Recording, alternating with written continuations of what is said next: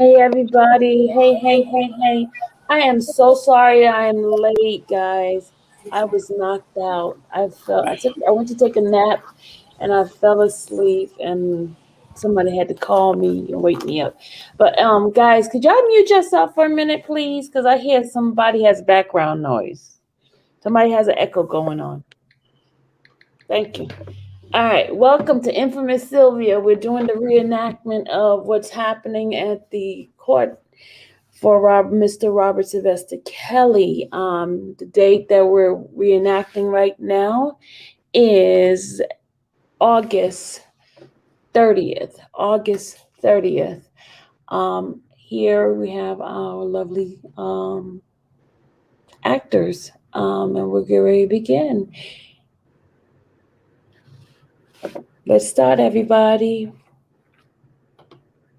And if I don't share I'm at the hotel, so I may not be able to share the transcript like I should. Okay, I've got my phone, so Mute, y'all, guys. If y'all want to chat, send messages in the inside. My actors, please send messages in the inside. All right, guys, are we ready? Yes. Yep. All right, let's rock and roll. Yep.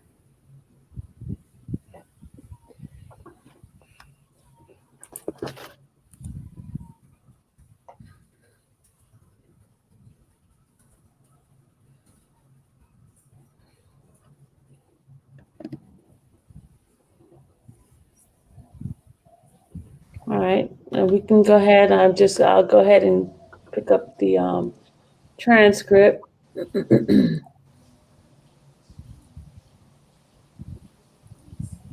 Yeah, I can go ahead and start. Okay, so we re-asked the question on the last one on 25. Yes, go Yeah. ahead. Okay, so I start reading that. Okay, so how did the defendant respond during the phone conversation? Go ahead. Told me bring. He told my mother to bring me back to the studio And where was the studio located? downstairs. Downstairs with respect to what? Oh, downstairs at his house in Olympia Fields. The same location where the party was held? Yes. And did you, in fact, go back to the defendant's house? Yes. Who brought you there and how did you get there? My mother. And did your mother stay with you at the defendant's house that day? No. What did she do? Dropped me off at the gate. Can you describe outside the defendant's house in Olympia's Fields? When you first arrive, it's a big black gate. It's a very long driveway. House is right in front of you. Very, very big house. And to your right is a garage. And I'm going to show what's in the evidence in government's exhibit 502A. Do you recognize that? Yes. What is that? Robert's house. And is that the gate you were just referring to where my pen is pointing? Yes.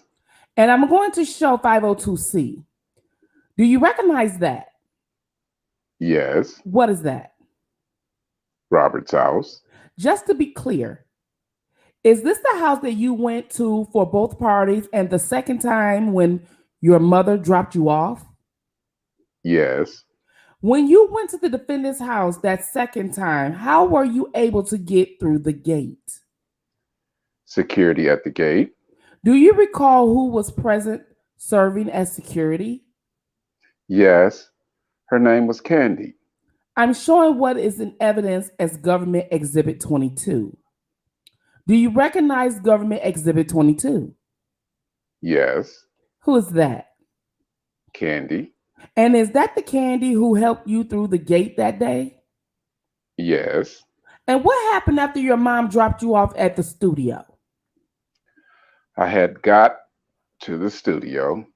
I had to wait for a little while. Sat in the waiting room area to wait. Then Robert came down. Him and another gentleman, and we went in the studio together. And he was like, "All right, let me hear what you got."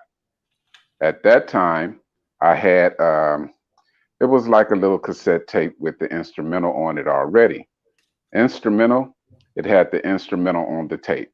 I played the tape and I started to rap for them. When you said Robert, who are you referring to? Robert Kelly. And how did they respond after you started to rap to the instrumentals on the cassette tape that you brought? They said I sound pretty good. They said, "You got some potential." What, if any, did you hear them say? They told me I got some potential. Now, did you recognize or did you learn the name of other individuals who were there that day? Yes. And who was that? Name was Pat. What did you understand Pat role to be? Why was he there? Why did you understand he was there? He was like, I'm not sure if he liked music, liked someone that helps with the music, liked the production of the music. I'm showing the witness only what's marked as identification, only as government's Exhibit 51. Do you recognize government's Exhibit 51? Yes. Who is that? Pat. Is that the individual that was with the defendant in this studio that day? No objection. Court? Okay, that's an evidence. You can publish it. Thank you. Now, after you performed that day, and he indicated that you had talent, and they indicated that you had talent, what happened?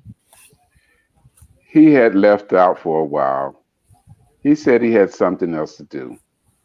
He left out for a while, and I was sitting there with Pat, and he told Pat to play a couple of more beats for him and see what he can do with those beats. And what did you do? I stayed there and I rapped with him. With Pat? Yes. What happened after that?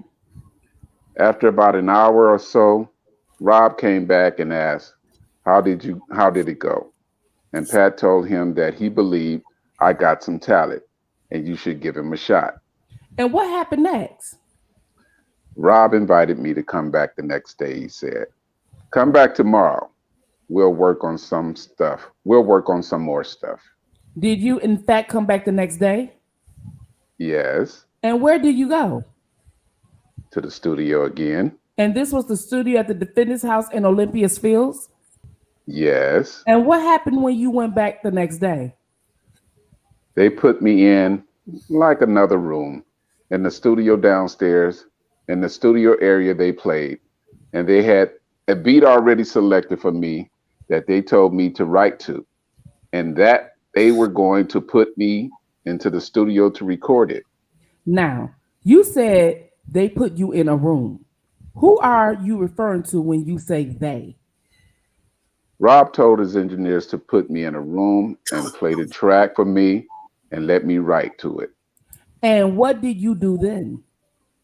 Spent about an hour or so in the room and was writing to the beat. And who, if any, was present in the room with you when you were doing that? It was just me in the room. And what happened after you spent about an hour in that room by yourself? Then I went into the recording studio and recorded the song. And anyone present while you were recording that song? Yes. Who was present? One of the engineers. And what happened after you recorded the song?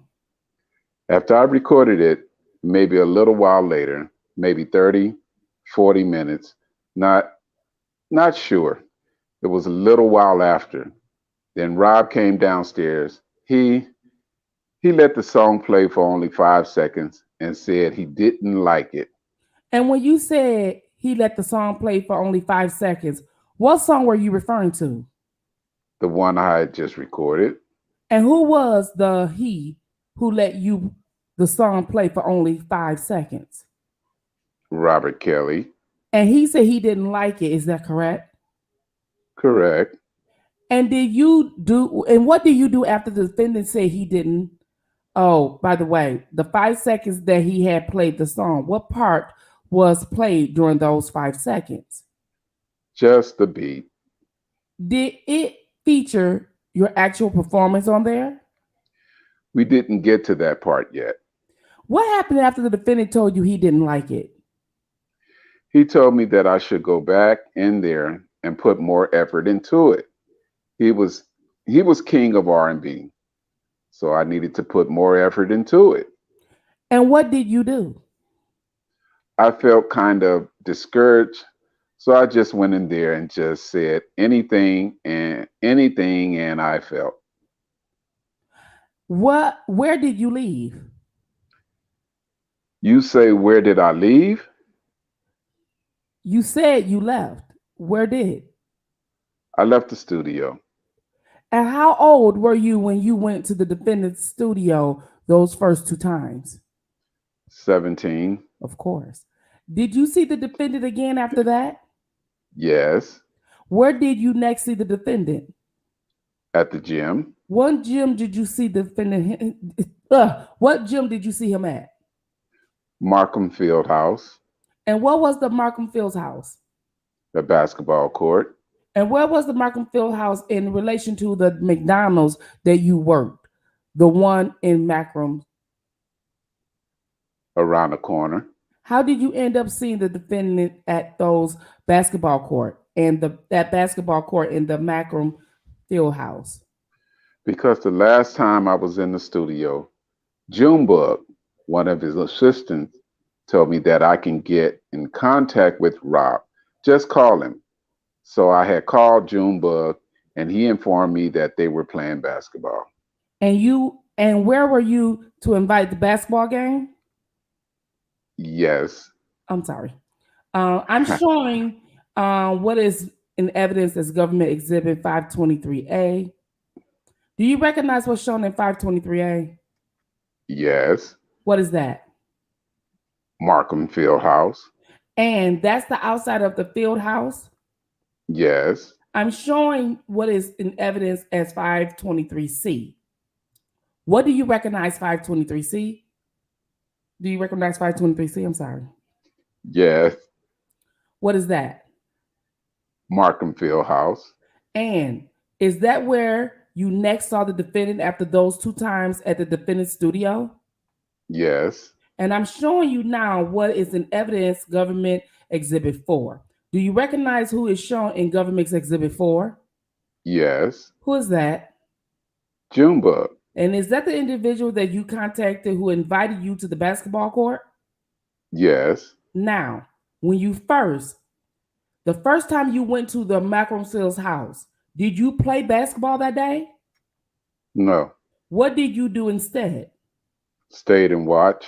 Were you the only spectator at the basketball game? No. Who else did you see there? A couple more guys sitting around waiting to play, and also some ladies on the sideline. What, if any, did you notice about the females on the sideline? They was kind of like facing a wall when he wasn't playing the game, wearing like baggy clothes. What, if anything, did the defendant say to you when you were at the basketball court that day? I had told him that I had been calling him and he wasn't answering since the last time I came to the studio. He just told me he's been real busy with his music. And you had in fact been calling the defendant after you left the studio that second time? Yes. What, if any, else did the defendant say? He had told me that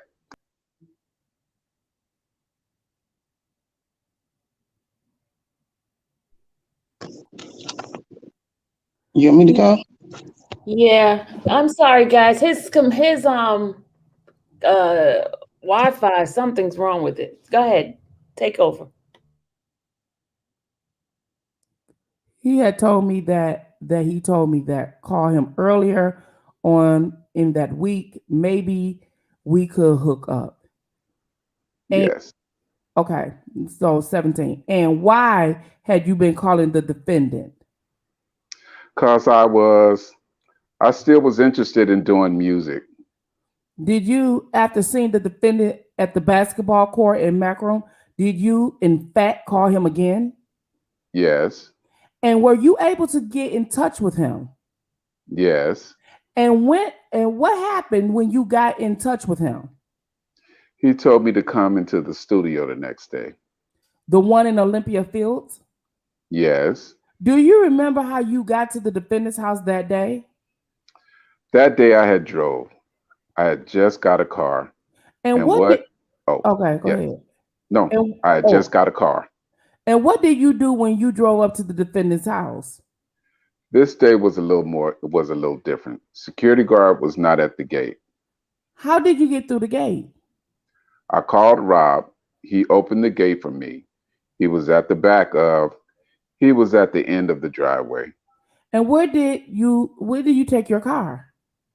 I had parked in the back near the garage area. What did you do after you parked your car in the back near the garage area? We had went into the garage where it was set up more like a boxing ring or workout area. And now was how, if at all, was the garage attached to the defendant's studio? It was not attached. It was a detached garage? Yes, Who went into that detached garage? me and Robert. And you said that there was, can you describe what was inside the garage when you and the defendant went in there? Boxing, a boxing ring and like workout exercise equipment. What happened when you and the defendant went inside the garage? We had sat down and talked for a little while. And he was just asking me like, what was I willing to do for the music? How did you respond when the defendant asked you what you were willing to do for music? I started naming some crazy things as in, I'll carry your bags. I always have your bags. Anything you ever need, I'll be willing to do. And how old were you at this time? 17. How did the defendant respond when you offered to do those things to make it in the music world? Just kept saying, no, that's not it. That's not it. What happened next? He asked me, did I have any fantasies? How did you respond?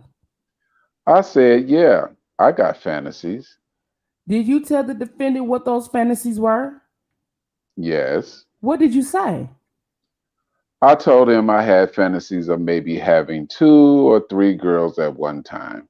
How did the defendant respond? He said, you never had any fantasies about a man, you and a man? What happened then?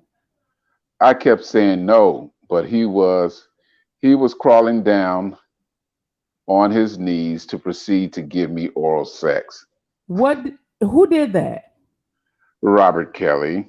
And how did he do that? He unzipped my pants. He unzipped my pants down and started doing it. What, if any, else did the defendant say? He had stopped because I said I didn't like it. I wasn't into it, and I wasn't getting an erection. I mean, I wasn't getting reaction, so he had stopped. And did he say anything after he stopped? Yeah, he just told me we had to keep it between him, me and him. Like we're family now. We like brothers. We like brothers. What did you do next? Did you say any? Did you stay at the defendant's house? Not yet. He walked me outside and he was like talking my ear. He was talking me. Oh, he was like taking me near my car, and I'm like, I thought we were going into the studio. You said you got some people over here, and they were going to listen to my music. And he was like, man, not today. man, something came up and I can't even do it. And he just gave me a couple of dollars for gas and I went home. Now you said that you had thought they were going to go into the studio. What made you think that you were going into the studio that day? Robert had told me that over the phone. The defendant? Yes, After that encounter in the defendant's garage, did you continue to see him? yes, Why did you continue to spend time with him? because I really wanted to make it in the music industry. And you testified that you went into the Macclesfield's house to play basketball, or you went into the Macclesfield house where the defendant was playing basketball. Do you recall that? Yes, Did you go to the Macclesfield house again after that first time? yes, Did you eventually start to play basketball with the defendant? yes. How often would you play basketball with him? 3 to 4 times a week. And how did you come to be that you would play basketball with the defendant? Well, as I kept going as a spectator, eventually someone that was on his team got hurt. And Junebug told him, let's see what Lewis got. Let's give Lewis a shot. And I got to play. And how would you know about a basketball game? He said I would get a call or text from Junebug. And he would tell you that the defendant was going to be playing basketball? Yes, or sometimes I would just pop up at the field house because it was around the corner. It was around the corner from what? McDonald's. Now, in the months and earlier years after you first met the defendant, where else other than basketball court would you see him? At parties. Where were the parties held? The house in Olympia Fields. And you testified that the basketball court with the defendant at the court of Macrum. Where there other locations in Chicago where you also play basketball with the defendant? Yes. And where were they? And where was that? Out west in California, Jackson Street. And what, if any, do you remember about that particular location? It was a church. And other than Junebug, was there anyone else who you would learn about basketball games from? Yes, eventually, Tom. Who was Tom? From what I understood, he was like an assistant or something. Someone helped to rob. I'm showing the witness what is in evidence as Government Exhibit 31. Do you recognize Government Exhibit 31? Yes. Who is that? Tom. Is that the Tom who will sometimes tell you about basketball games? Yes. Now, you testified earlier that you went to the parties at the defendant's house in Olympia Fields. Other than the first one that you went with your parents, is that right? Yes. Would you go by yourself or with others? It was a couple of times I went by myself. I eventually brought others with me because it made me more comfortable. Can you describe the defendant's Olympia Fields residence? Sorry, what was that? Yeah. Oh, I'm sorry. Yeah. Nancy, Can sorry. you describe the defendant's residence in Olympia Fields? Sorry, what was that? Yeah. Inside? Yes. Yes.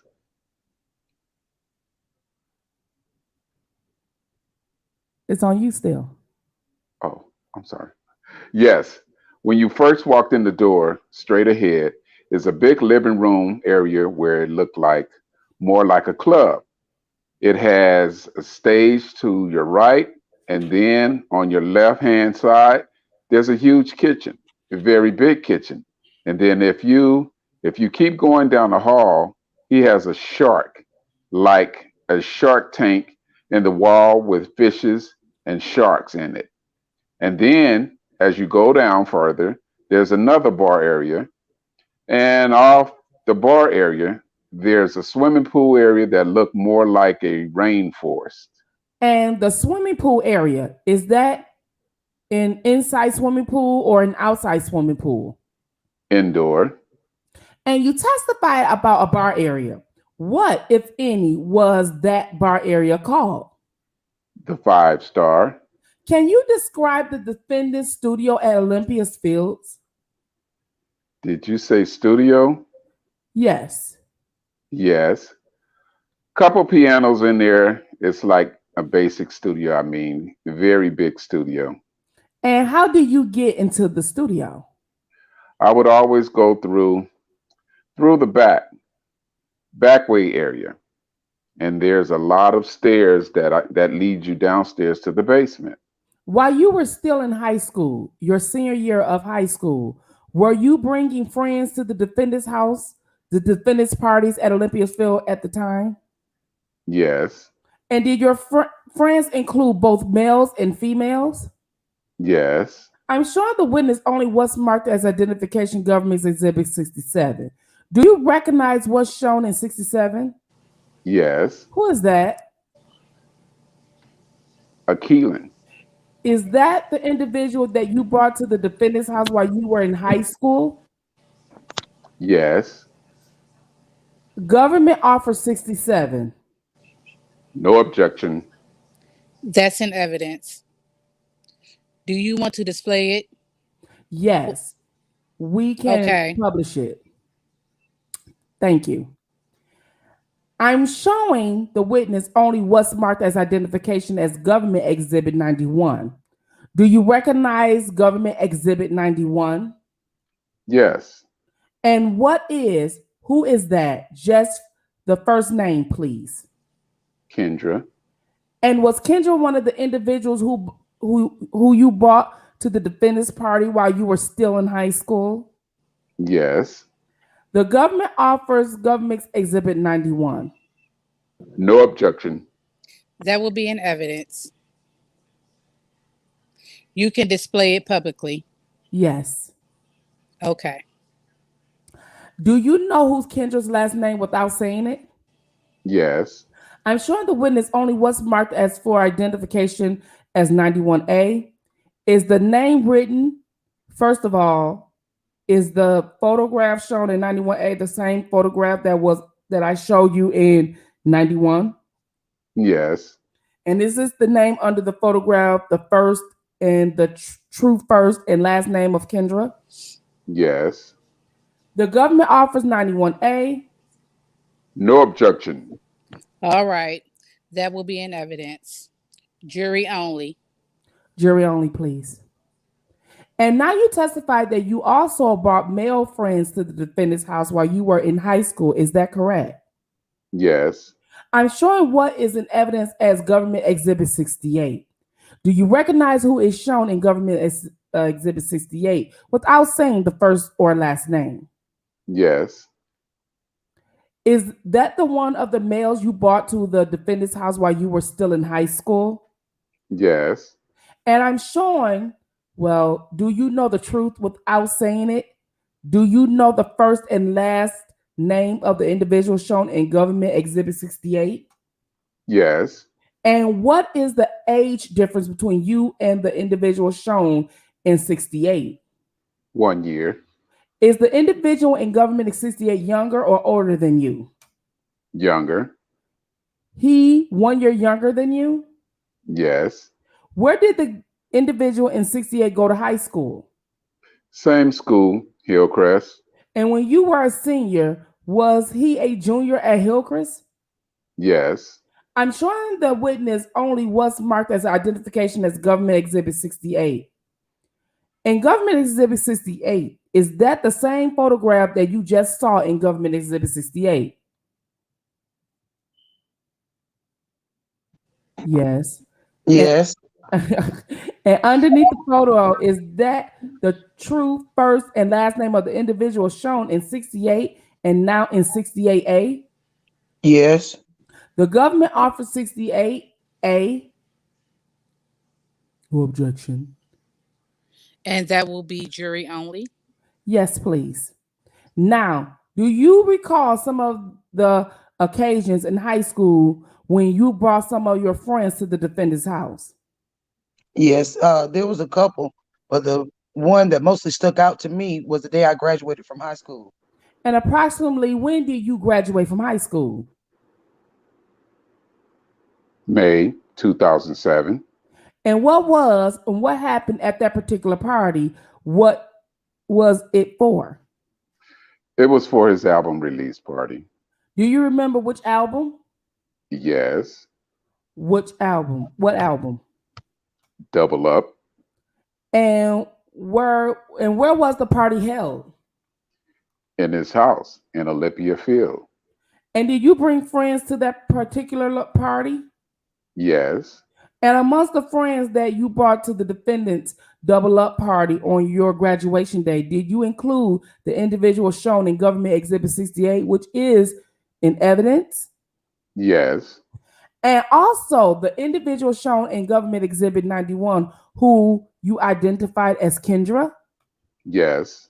And the individual shown in Government Exhibit 67, she also go with you to the party for the release of the Double Up album? Yes. I'm sorry, I'm going to show you Government Exhibit 68 just so that the juror can see. How did you get to the party at the defendant's house on graduation day? My mom had dropped us off. And what happened when you arrived? We couldn't get in. We couldn't get in unless you had the CD. What did you do? My mom took us out to the store to get the CD. What CD did you need in order to get in? We needed the CD for the release party, Double Up album. Did you return to the defendant's house? Yes. And what happened when you returned? We all came through the gate and some of us had to sign waivers. And what do you mean by waivers? Like, can't take pictures, no pictures inside the house. Did you sign a waiver when you went to the double up party? No. What, if any, did you do? But did you see some of your friends who who did sign a waiver? Yes. I don't know how they did that one. Okay. What, if any, did your friends provide when they went to sign that waiver? I'm not 100% sure. I just know I had to sign them. They had you sign a waiver? Yes. You testified earlier that the defendant shown in 68 went with you to the double up party release party at the defendant's house.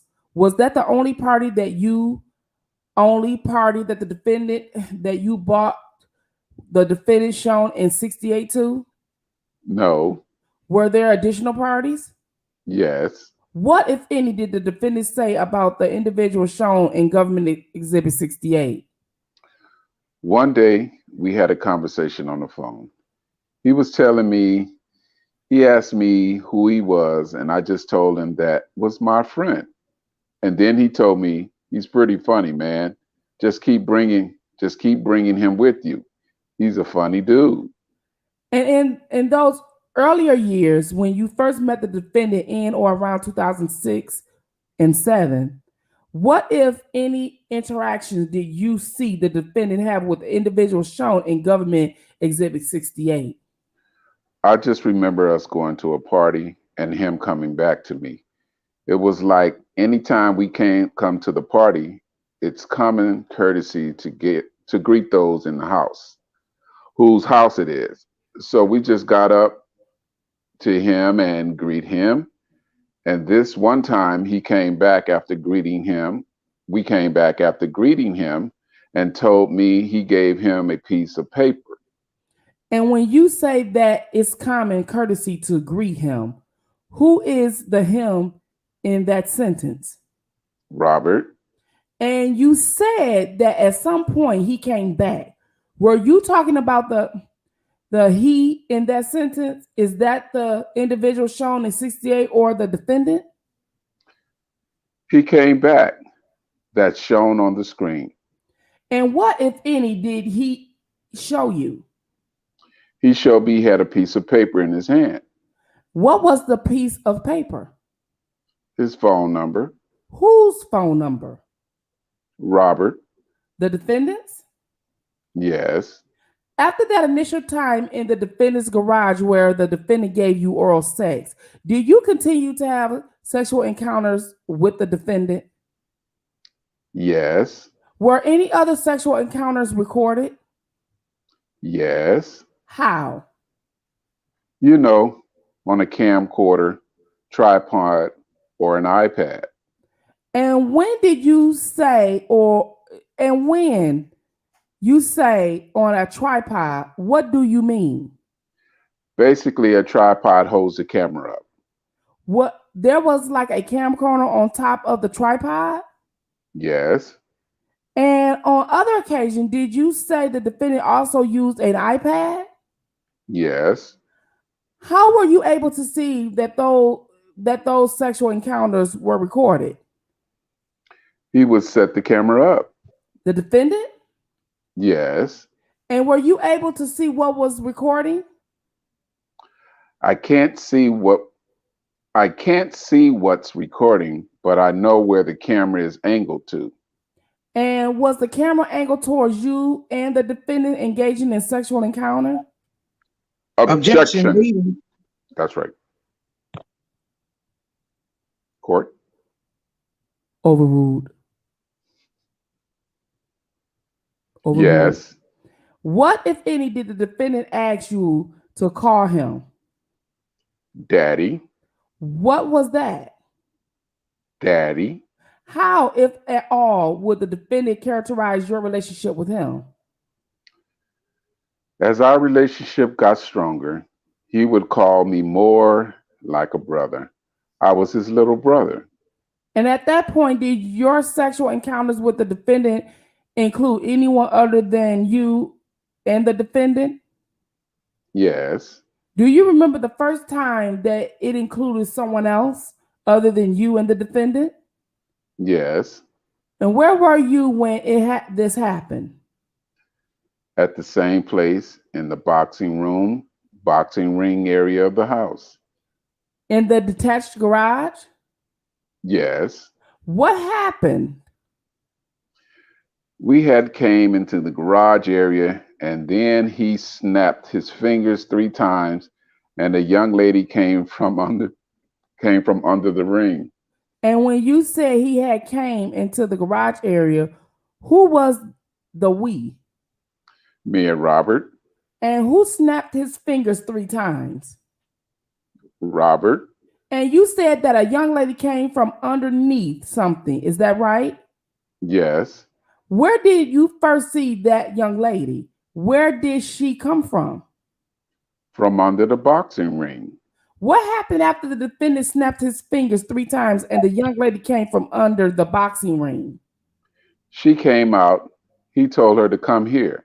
She crawled over to him, gave him oral sex, and he told her to pull my pants down and told her to do me the same way. And she did.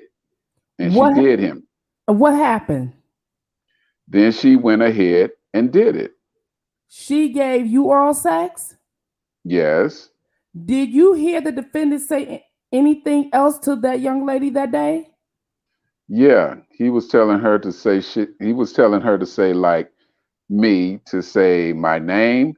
He wanted her to say my name. Did you want that young lady to give you oral sex that day in the boxing ring? I didn't mind. It was just weird. Weird situation being with another person, another male and a female. So it was just uncomfortable. It was uncomfortable. I wouldn't mind if it was just me and her, but it was uncomfortable. Was it just you and her? No. Who else was there?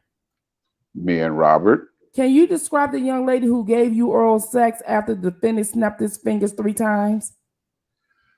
So she was caramel skin. She had long hair, very petite. That's all I can remember. Had you seen her before that encounter? She looked familiar, like maybe one of the girls from the basketball court, but it was really hard to really know if it was her for sure because they always wore baggy clothes. So they looked a little different when they at the basketball courts. What, if any, was she wearing when she crawled out from underneath the boxing ring? She was naked. Did you ever encounter the defendant when you were intoxicated? Yes. What happened? I remember the time when I was at the party and I got so intoxicated and I was very drunk, so I passed out on the couch. Where was the party? This party was held at the 5-star inside the house, Olympia Field. The defendant's house in Olympia's Field? Yes. And you testified earlier that the 5-star was that bar area on the first floor. Is that correct? Yes. What happened? I just remember me passing out on the couch, and then I woke up the morning and he was in there. Who is the he in that sentence? Robert. The defendant? Yes. What, if any, was the defendant doing when you woke up? I just remember it was very blurry. So I just remember him getting up and just seeing if I was all right. And he was kind of like, but to me, it felt like he might have gave me oral sex. Was anyone else in the room when you woke up that day besides you at the defendant's? No. Is this a good time? Oh, I'm sorry. Is this a good time to break? Sure. Okay, all right. Ladies and gentlemen, we are going to break for lunch. Please do not talk about the case at all. I will see you at 2:15. All rise. All right, everybody can be seated and the witness can step down. We will see you after lunch.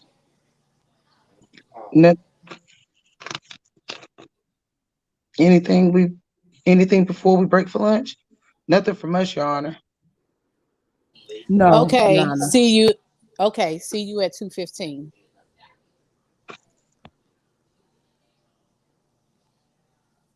All right. All rise. Everybody can have a seat. All right, let's get the witness. Are we? No, we got everybody already. Okay. Anything before we bring the witness? I'm sorry. Yes, a brief non-record issue, Your Honor. Sure. He can still go get the witness though, right? Yes. Thanks. Are we ready for the jury? Okay, let's get them in. You may be seated. All right, everybody. I hope you enjoyed your lunch. We are ready to resume with the direct examination of the witness. Go ahead. Thank you. The witness is reminded he's still under oath. Yes. Earlier today, you testified about the first time that you met the defendant. Who was? Do you recall the name of the individual who the defendant wanted you to put in touch with that day at McDonald's? One of the managers. Do you remember her first name? Valerie.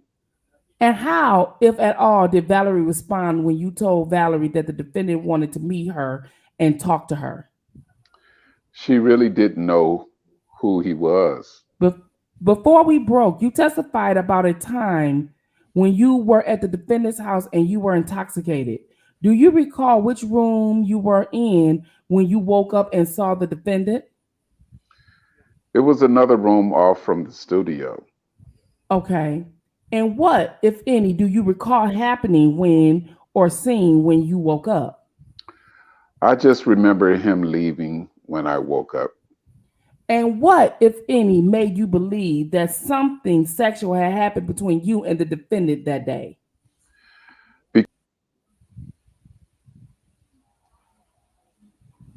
Because my pants was unbuttoned. Your pants were unzipped or unbuttoned? Yes.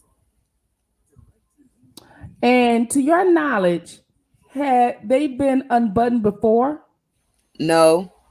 And what, if any, did the defendant do? You recall the defendant saying anything to to you during the encounter or after that encounter? No. I'm showing the witness and everyone what is in evidence as government exhibit 69. Without saying the individual's name, do you recognize who this is? Yes. What is her first name? You can say her first name. Dominique. And how do you know Dominique? We went to school together and also worked together. She went to Hillcrest? Yes. And were you and Dominique the same age or different age? Different. And she was younger or older than you? Younger. By how much? I believe 1 or 2 years. Have you ever discussed the defendant with Dominique? Yes. When was the first time that you discussed the defendant with Dominique? We was at McDonald's. And you testified earlier that you worked with Dominique. Where did you work with Dominique together? In McDonald's. And which McDonald's was this? Richton Park, Illinois. So a different one than the Macron McDonald's where you met the defendant. Correct. And what caused you to discuss the defendant with Dominique? I was leaving work and I had locked my keys in the car. And Rob is kind of like maybe 10 minutes away from there. So I had, when I went back and I was joking with Dominique, like maybe I should, if Uncle Rob will would help me get my car. How did Dominique respond? And she said, "You know Rob too?" I was like, "Yeah." She was like, "That's my boyfriend." I'm like, I didn't believe her.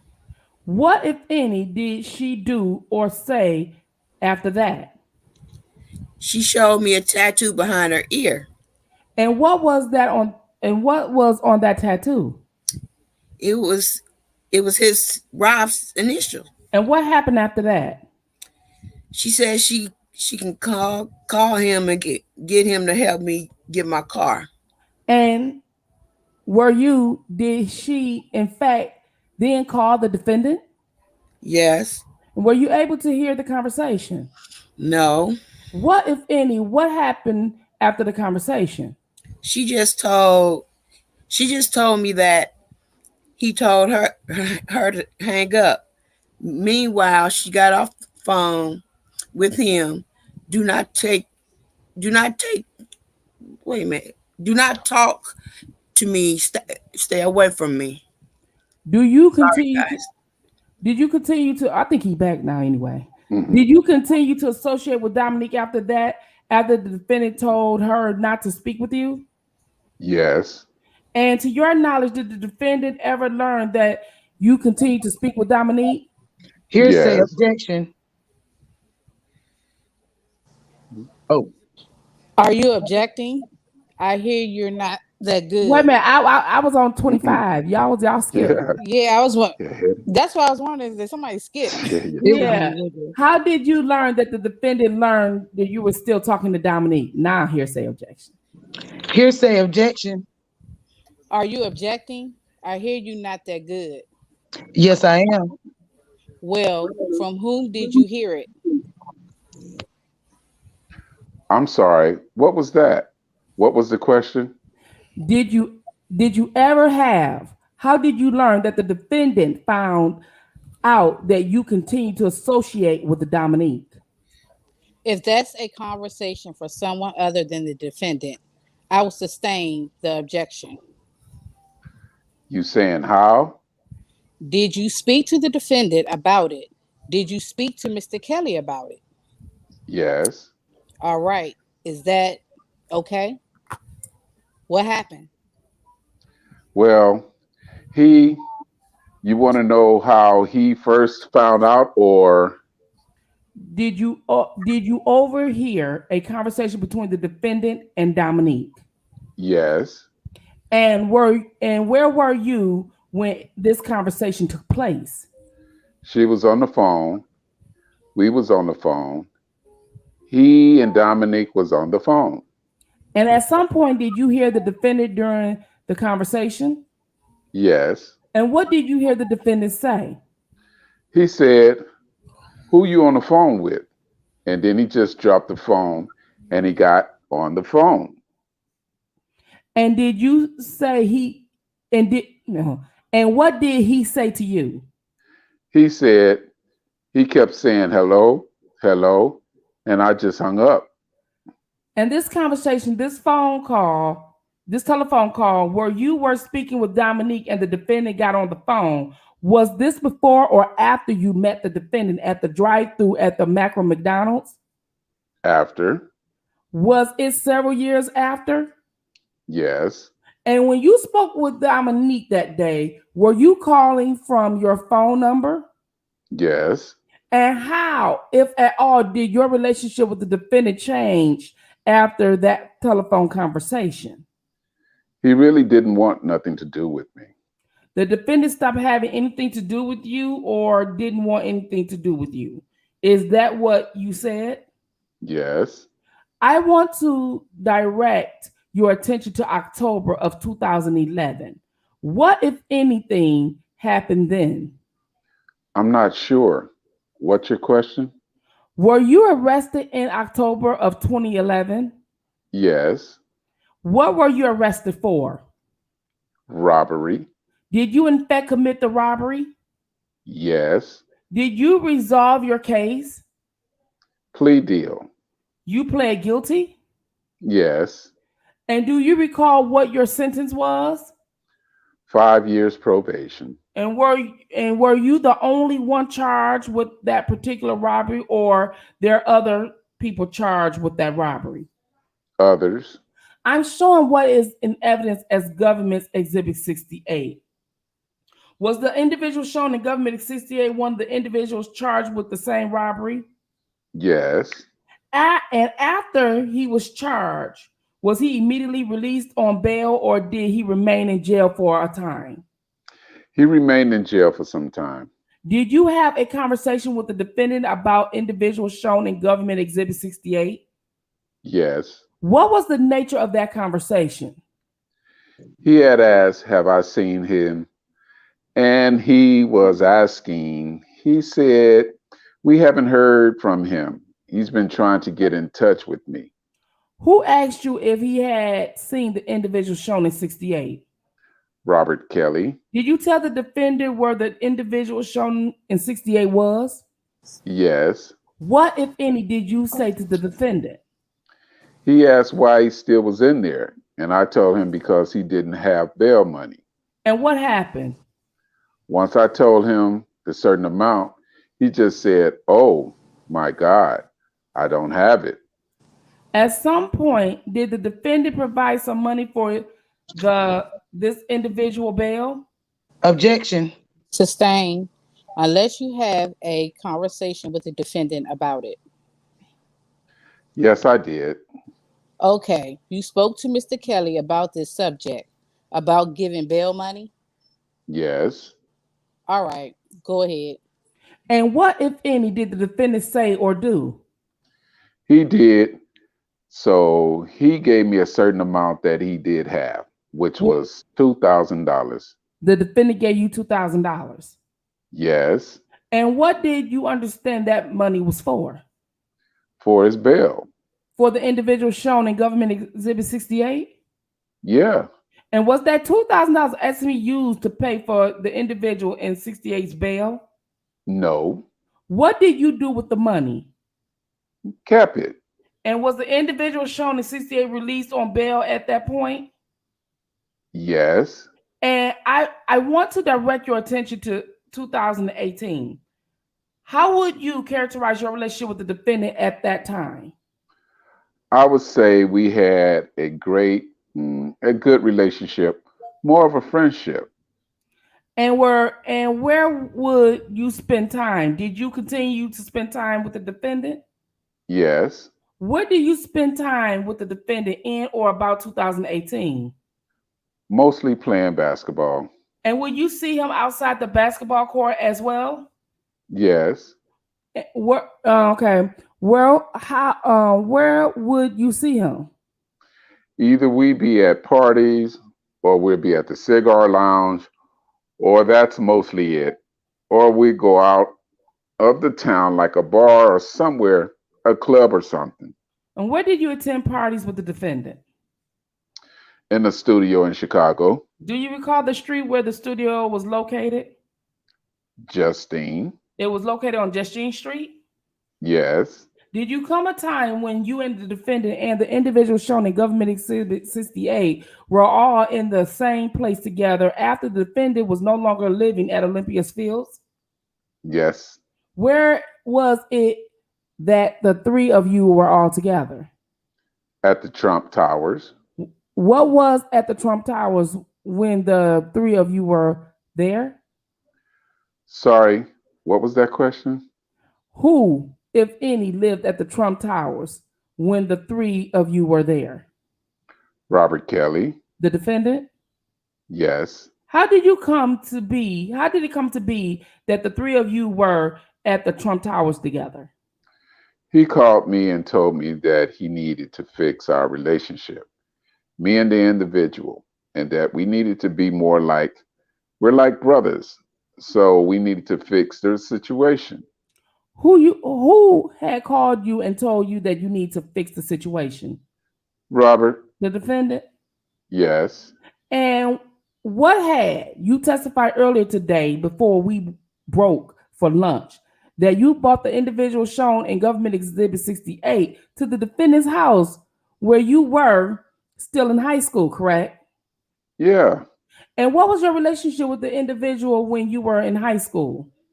My best friend. At some point, did your best friend deteriorate? Yes. And what was the prior time when your best friend said that you need to fix your relationship with the individual in Government Exhibit 68? Yes. What happened after the defendant said that you needed to fix your relationship with him, with the individual in 68? He had told both of us to come down. So we both rode down there. To the defendant's house at Trump or at Trump Towers? Yes. And what happened when you arrived? We all went in like the living room, a living room area where we were all sitting there. And he instructed me and the individual to touch each other and kiss each other. We didn't really want to because we're friends. We grew up together, so we didn't do it. And what did you do at the time? I sat there and I watched him. Where were you when this happened? Sitting on the couch. In the Trump's Towers? Yes. And what did the defendant want you and the individual shown in 68 to do? Kiss each other. Anything more? He wanted us to touch each other. And where did he want you to touch each other? My privates. Did you want to do that? No. From what did the individual in 68 appear to want to do after that? No. Did you express that to the defendant? No. What happened? Since he wasn't doing what was told, he told the individual, come on, let's show him how it's supposed to be done. Let's show him how it's supposed to be done. When you say he told the individual, who is in the he in that sentence? Robert. And I think going forward, to the extent you can, let's try to refer to the individual as number 68. Is that okay? Number 68? Okay. So the defendant told the individual number 68, Government Exhibit 68, to do what? Let's show him how it's supposed to be done. What, if any, did you observe? I saw him having sex together. What did you do after that? I was instructed to go sit in the bathroom. Who instructed you to go sit in the bathroom? Robert? The defendant? Yes. During the encounter that you witnessed between the defendant and the individual in 68, who, if anyone, appeared to be in charge? Robert. How so? He instructed us what to do. When you say us, are you referring to yourself and individual in 68? Yes. I'm showing you what is in evidence as Government Exhibit 78. Without saying who it is, do you recognize individuals shown in Government Exhibit 78? Yes. How have you ever had a sexual encounter with the individual shown in Government Exhibit 78? Yes. Now, at the time you had that sexual encounter with the individual in Government Exhibit 78, did you know her name? No. Where was it that you had a sexual encounter with the individual? In the studio on Justine. Whose studio? Robert. The defendant's? Yes. Why were you at this studio? Well, we were all hanging out that night. We went out for some cigarettes, and eventually we went back to the studio to listen to some music. Who was hanging out that night? I can say the name. Yes. Me, Robert, and Julius. And who did you understand Julius to be? A&R. And what is A&R? Somebody to help you develop your music. How did you know Julius? From the parties. People at the party telling me who he was. Through the defendant that you met him? Yes. Or saw him? Yes. And did all three of you, Julius, and the defendant, go back to the defendant's studio on Justine Street? Yes. And what, if any, were you doing when you went back to the defendant's studio? Well, first we sat at the bar for a while, and then I had asked him, did he have any new music he was working on? He took us to the back area to the studio and started listening to the music. Who did you ask if he had new music? Robert. What happened after that? After we sat there, the same song kept playing over and over.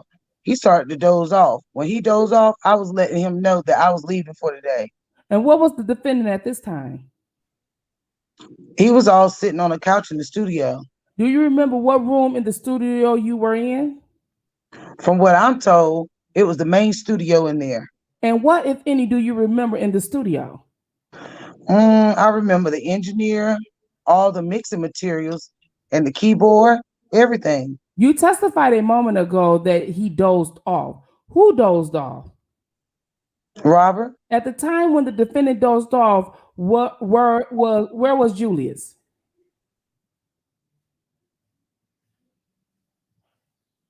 Number 24.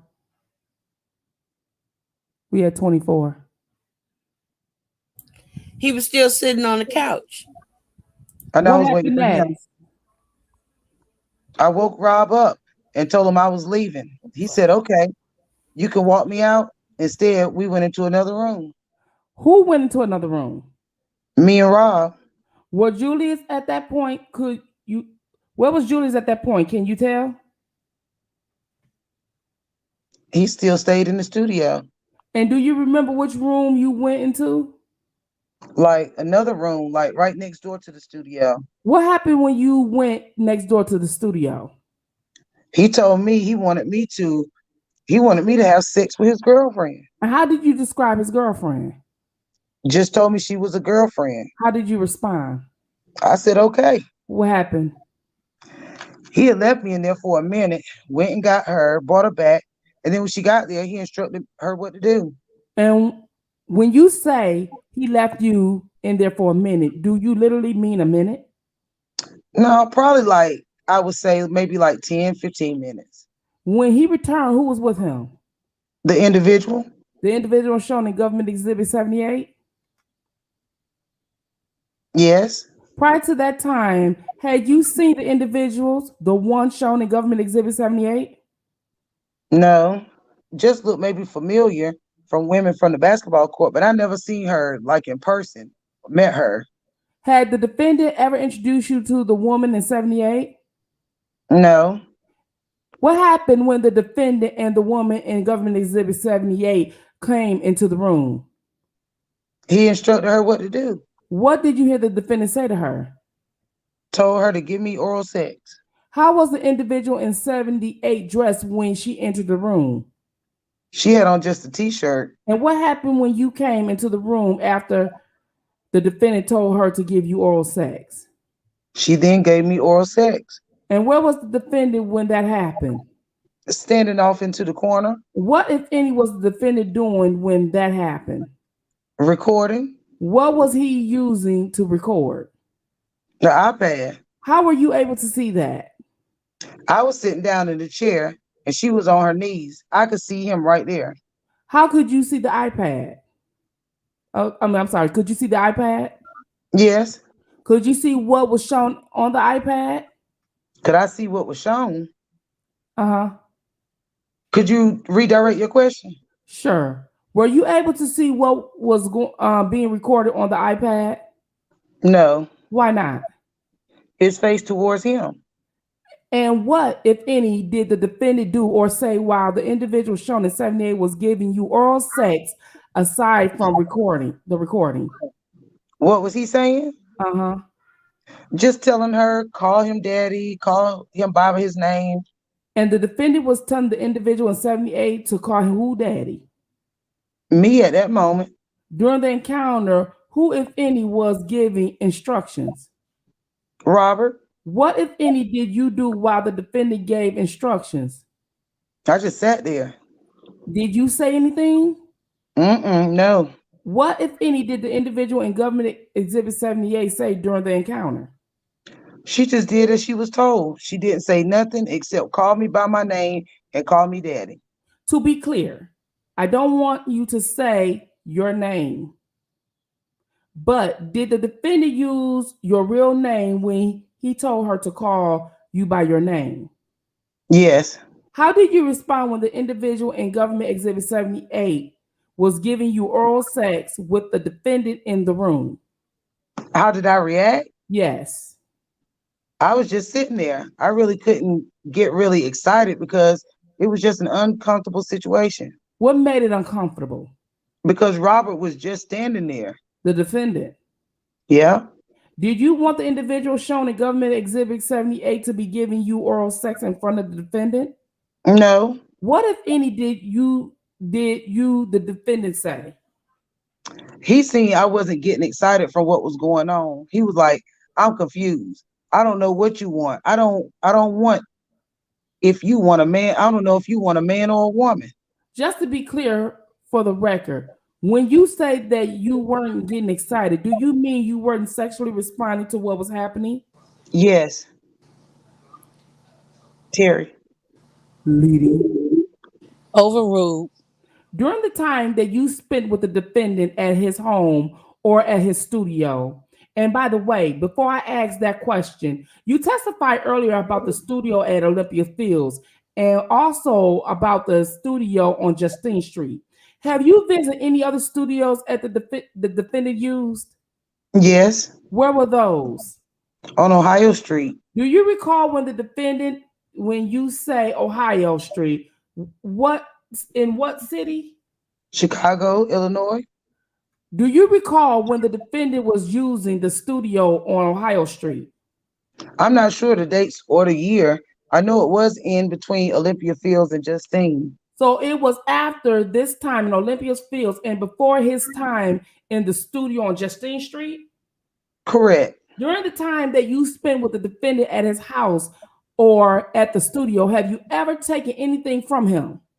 Yeah. Just to be clear, I'm talking about other than the time you took that money that he provided for individual 68's bail. What have you taken? A camcorder. When did you take that camcorder from the defendant? You said when? Yes. Well, me and one of my friends was at a party.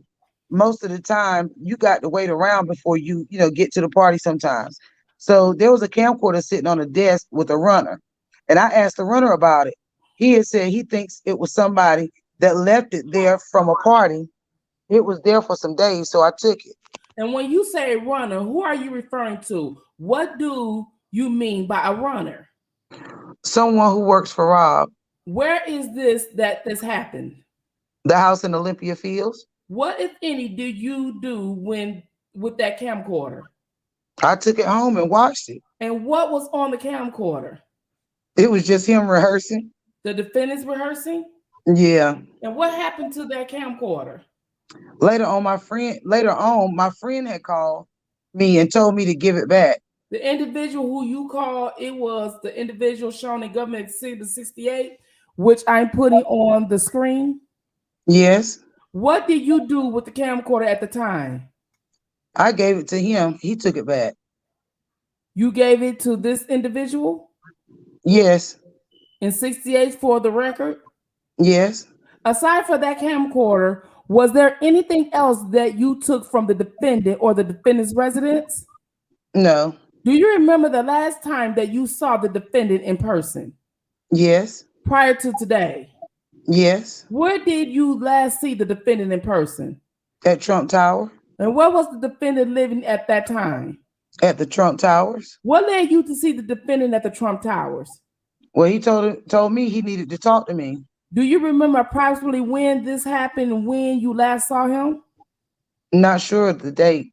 You said that you saw him at the Trump Towers. Was that the Trump Towers in Chicago? Yes. Where was he living? Yes. You said that the defendant said he needed to see you. Is that correct? Yes. Who, if anyone else, was there when you saw the defendant at the Trump Towers that day? The only person I saw there that day was him. What happened when you saw him, when you saw the defendant? We sat in the hallway. Which hallway? Of the Trump Towers. And do you remember what floor you were on? No. Do you remember what happened when you saw the defendant?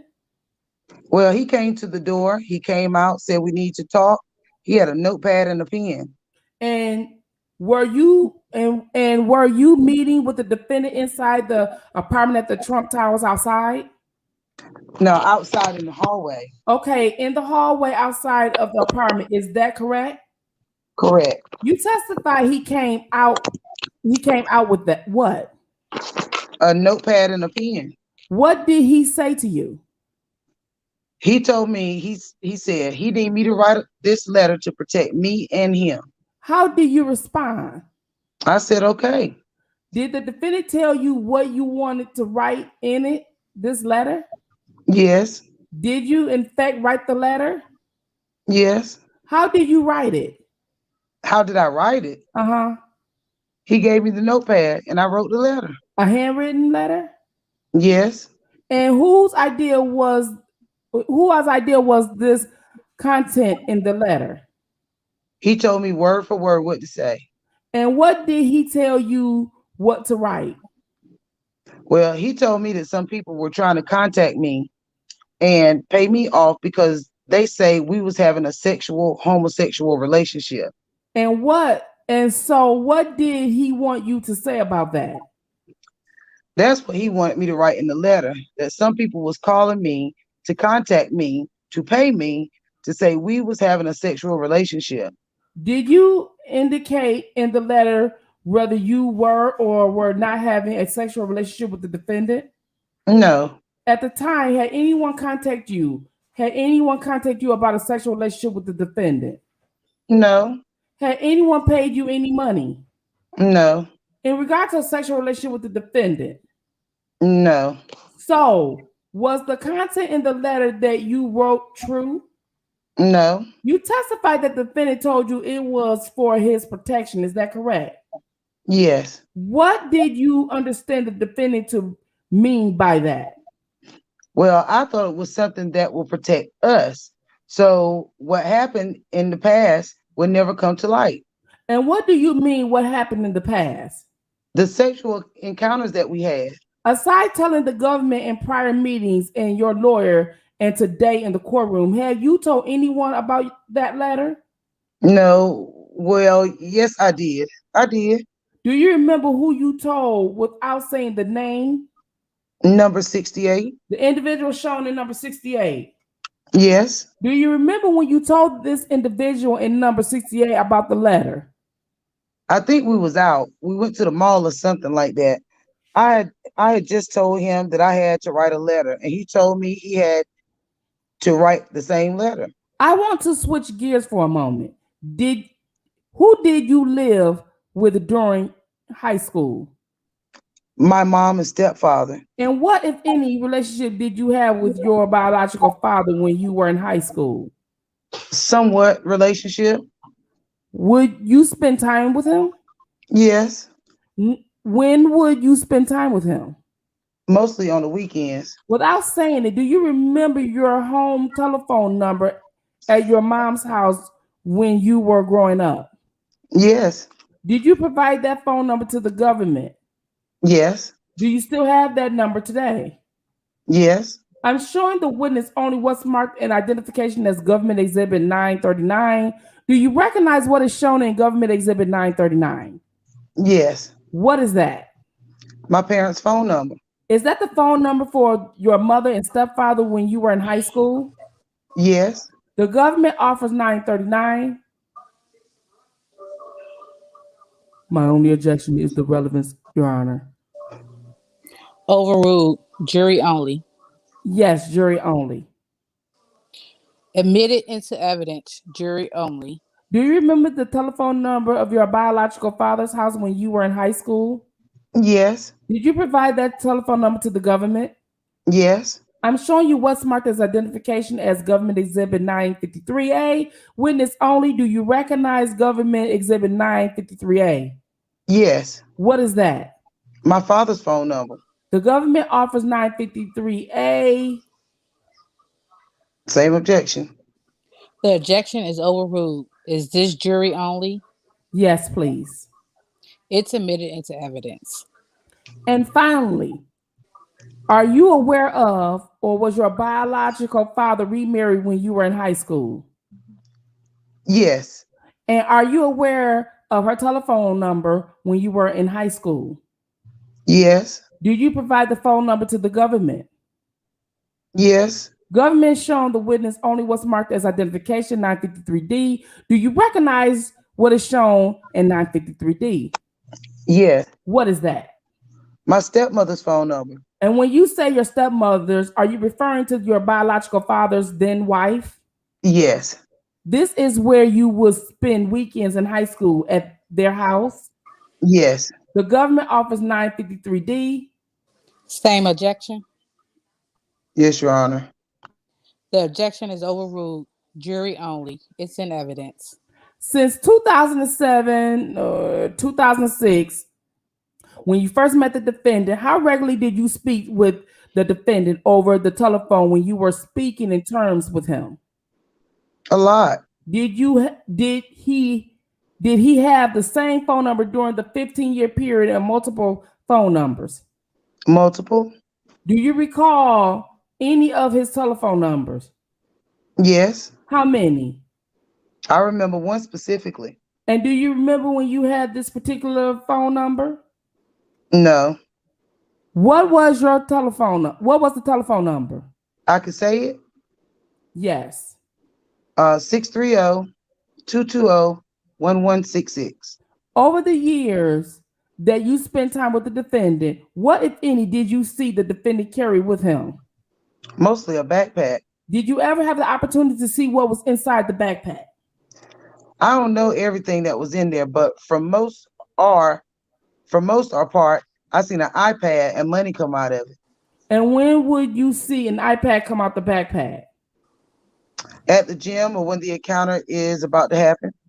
Excuse me.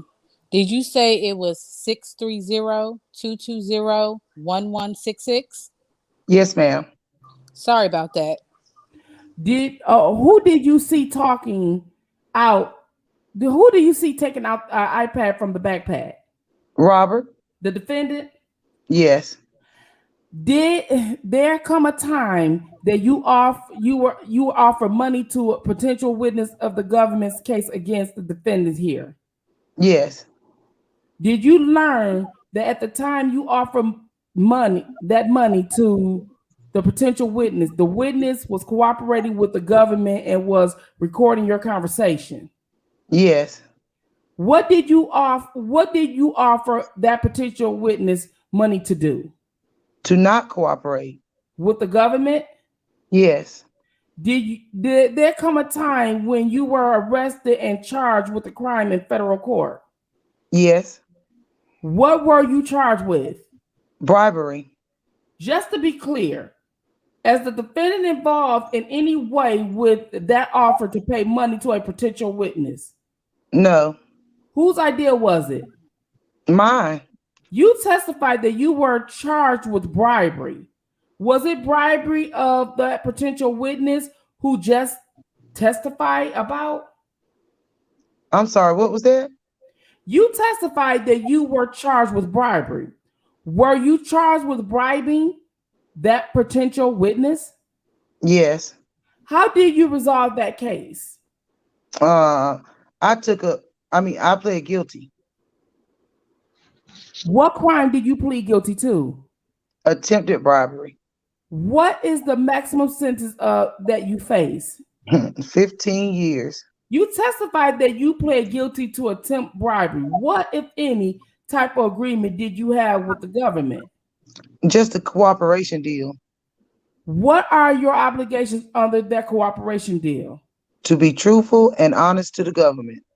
Did you testify and do you have to testify here today? Yes. Did you want to be here today? No. What, if any, do you understand you'll receive in exchange for being truthful with the government and testifying here today?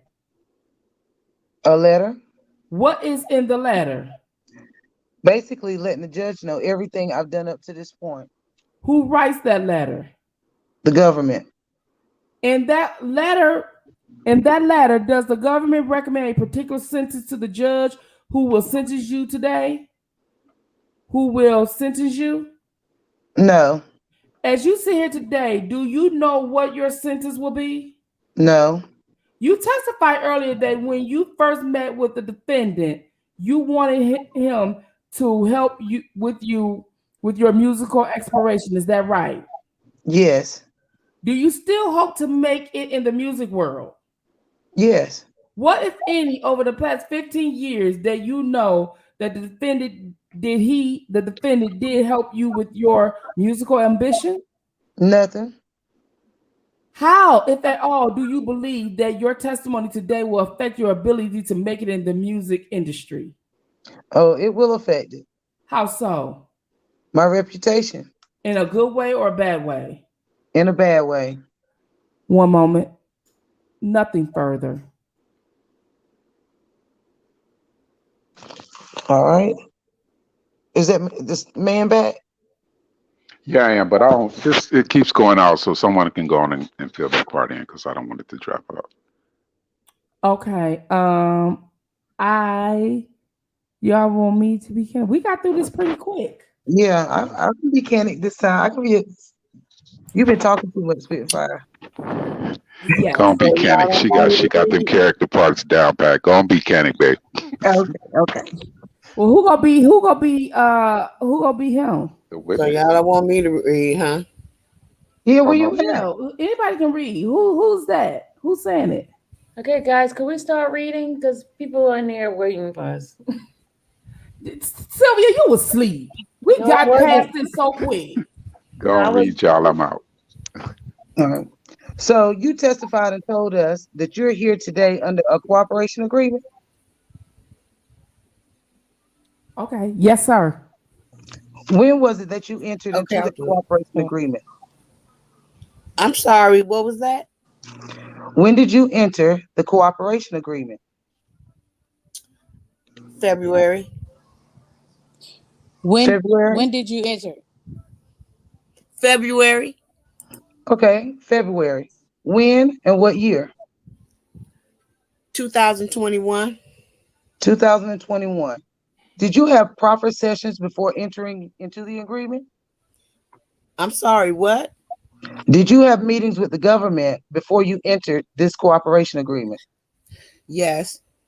How many meetings did you have with the government before you entered into the cooperation agreement? Maybe 1, 2.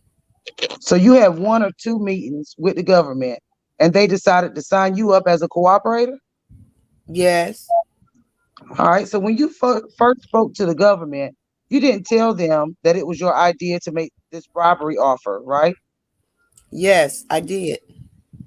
Didn't you tell them that it was That you were doing it to help the person because you knew the person needed money?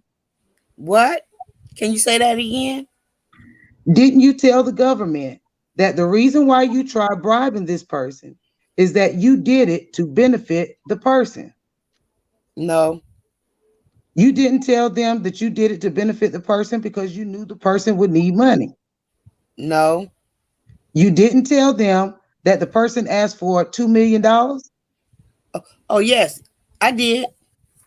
The person asked for $2 million after you extended an opportunity for the person to get money. Am I correct? Yes. And when you, going back to the cooperation agreement, you said that the government will write a letter to your sentencing judge if you came here, testified, and told the truth. Am I correct? Correct. Now, it's the government who decides what the truth is. Am I correct? No. They are the ones who decide whether or not you're being truthful or not. No.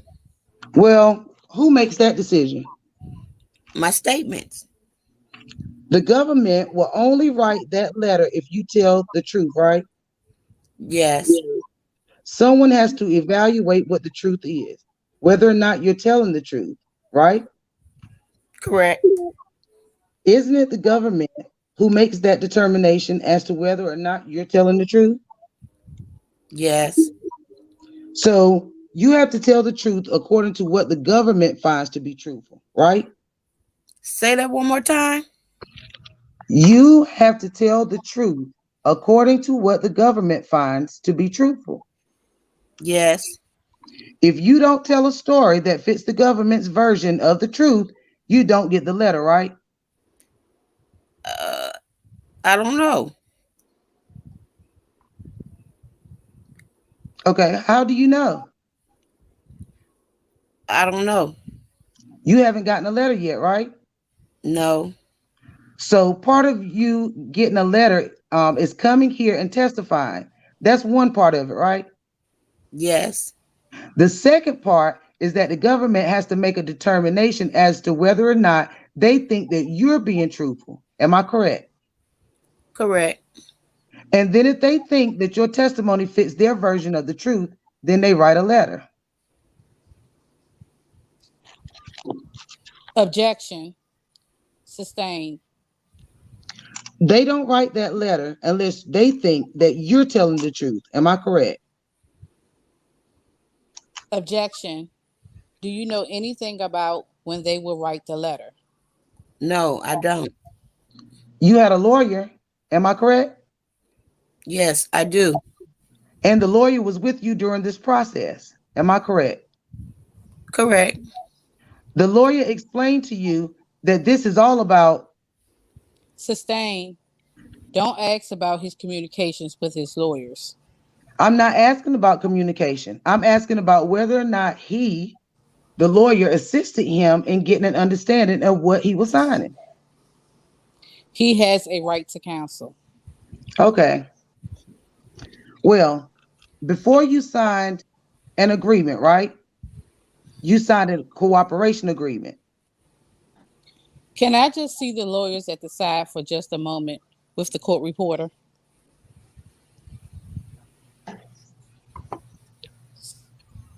I don't have a problem with asking him questions about the letter, but you can't ask him about his communication with his counsel. Right. Because again, I find it always sort of interesting that lawyers are so outraged when witnesses have lawyers represent them. But he does have a lawyer, client communication, and you can't ask him about what his lawyer told him. I didn't ask him that. I asked him. I think you did. What I've been trying to ask him is before signing the agreement, he and his lawyer discussed it. I'm not asking what they discussed. And then the lawyer helped him to understand the context of the letter. You can ask him if he spoke to the lawyer before he signed it. I just don't think I think everybody knows you can't ask him what the lawyer told him about in its terms of the right of counsel. I'm not asking that. And if I did, I got wound up. Just one more thing. I just think at some point, maybe in my final instructions, but I don't think the jury is entitled to know that he got his right to counsel. Right. I don't need to do it now, but I guess what I'll do is just give an instruction in the final charge. Okay, sure. Okay. Now, a short while ago, I asked you whether or not withdrawn. You knew what you were signing. Am I correct? When you signed the cooperation agreement. Yes, sir. Prior to signing the cooperation agreement, you and your attorney discussed the cooperation agreement. Am I correct? Yes, sir. And basically, that was done to make sure that you understood what, in fact, you were signing. Am I correct? Objection. Overruled. Yes, sir.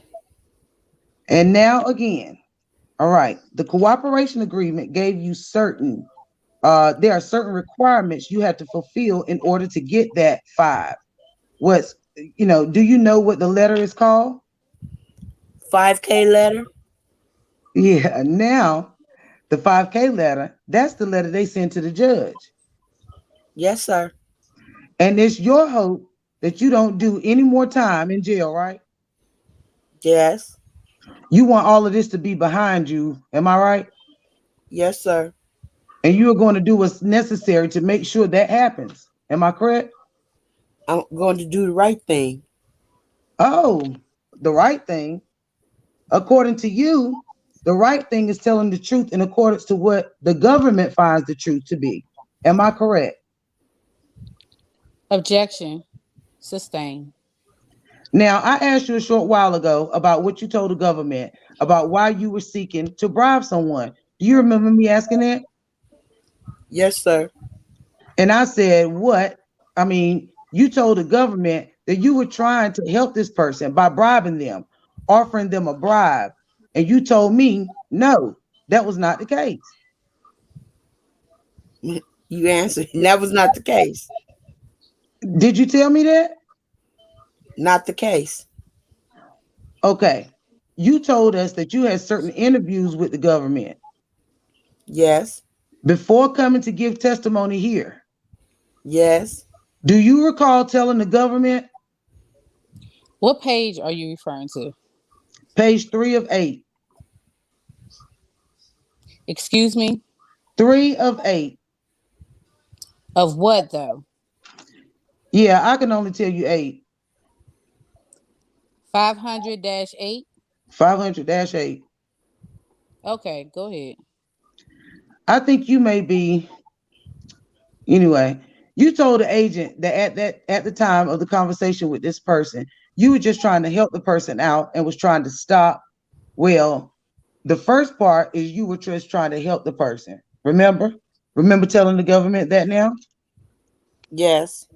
You weren't trying to help the person out, were you? I was trying to help myself. Yeah, you were trying. So you lied to the government. Objection. Overruled. Overruled. Were you telling truth or lying when you said that? Sorry, can you re-ask that question? You weren't lying to the government when you say that you were just trying to help the person out. I still was trying to help that person. Yeah, I was trying to help myself as well. Sir, when you told the government that you were offering a bribe because you were just trying to help the person, you were lying, weren't you? Objection. Overruled. I said I was trying to help myself and that person. How would it help you? I was going to get certain parts of it. I see. I was going to get certain parts of the money. And I also thought that person might have tapes on me as well. I just didn't hear what he said. I'm sorry. Some tapes? I thought the person might have some tapes of things that happened with the defendant. I see. So, did you tell the government that you felt that that person might have some tapes on you? Yeah, I told them that I was trying to protect myself. No. My question, sir, is did you tell the government that you thought that the person might have some tapes on you? I'm trying to remember. No, I'll give you the paperwork. You said you're trying to remember whether or not you told the government that. I had a couple of interviews with them. You had more than a couple. Mr. Canick, you have to let him finish. It's too hard on the court reporter. I'm sorry, I'm a little wild. You can finish your answer. I was just saying, I had a couple of interviews, and that's very, very nerve wracking. I might have forgot some of the things I said. May I approach, Your Honor? Sure. I'm going to show you these documents, and I want you to look through them. Objection. Well, why don't you confer with the government rather than go through? That looks like quite a bit number of pages. And I would just like to do this as efficiently as we can. I don't want to keep you from your cross, but if there's a particular point you want to show him, or if you want to get a stipulation from the government, or I want to show that he said that. go ahead, then show him. Okay, look at them. Is there one or two that would deal with this topic? The only reason I'm asking this is does he need to look at every single one? He said he doesn't recall. Fine, go ahead then. I want him to look at everything. Go ahead, look through them. Is there a question though for him? Yes, I think the question is already there. I said I don't remember. Yeah, and that will hopefully help you remember. The question is, do you remember whether you told anybody from the government whether or not you had hope that this person might have some of the tapes of the sexual encounters between you and the defendant? Do you know whether or not you told anyone that? I believe I did. Okay. What Mr. Cannon is asking you to do is go through the stack of papers and see if there's anywhere in there that shows that you said that. But if there's, Maybe I could speak with the government. let's do that. The government will stipulate that it's not there. Okay. So now you don't have to look through those papers. Witness. Thank you. Now, you testified and told us that withdrawn. How much money did you tell the person that you would work to try to get? I think the first number I threw out like 200,000. Was it 200,000 or was it 2 million? She asked for 2 million. She asked for 2 million, and you were hoping to get some of the 200,000. Am I correct? Yes, Who were you hoping to get that from? the individual. When you say the individual, who are you talking about? Are you talking about the person who you were? No, that I was bribing. So you were hoping to get it from the person you were bribing. Yes, So you were hoping to get a kickback. yes, You had not had any discussions with Robert Kelly about any of this. Am I correct? correct, He doesn't know anything about what you're doing with that, right? correct. Now, you had another scheme going on. Am I correct? Regarding a book deal. About a book deal, Yeah, a scheme. yeah. I don't know. We had talks about a book deal. Who were you having the talks about the book deal with? One moment. Maybe move on to a different area. Okay. You tried to set up a book deal where you would get 20% of the book deal. Am I right?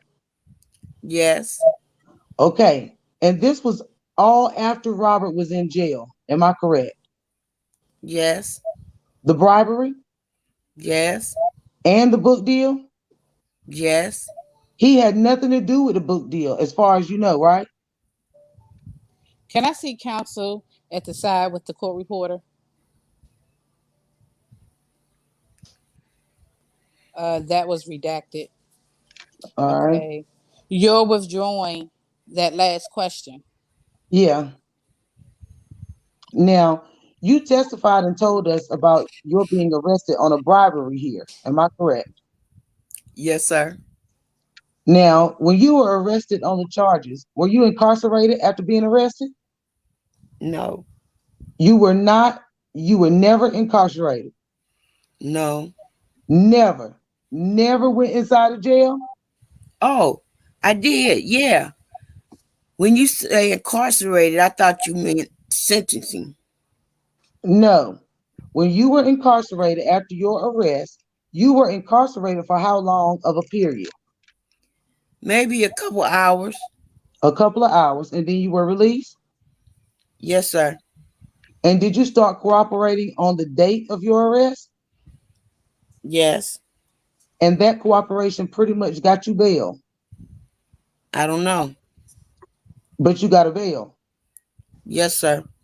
And you never went into a federal facility. Yes, I was in the facility. You were in a facility for about 2 hours, right? Yes, believe so. Yes. Never spent a night in there, No. but you're facing 15 years. Yes. And you are hoping that you won't see 15 minutes in jail. Am I correct? That's my prayer. That's your prayer. Now, you testified earlier on direct examination that there was a time that you went to visit Robert, and Robert was the person who came and let you in to the gate because there was no security there. Yes. Okay. So do you remember in another interview with the government, 3 of 10, you told them that Candy, who worked for security for Kelly, was at the gate? I told them that she normally always is at the gate. In that meeting, that conversation you had with the government on that particular date regarding this supposed encounter that you had with Robert, you told them that Candy, who worked security for Kelly, was at the gate.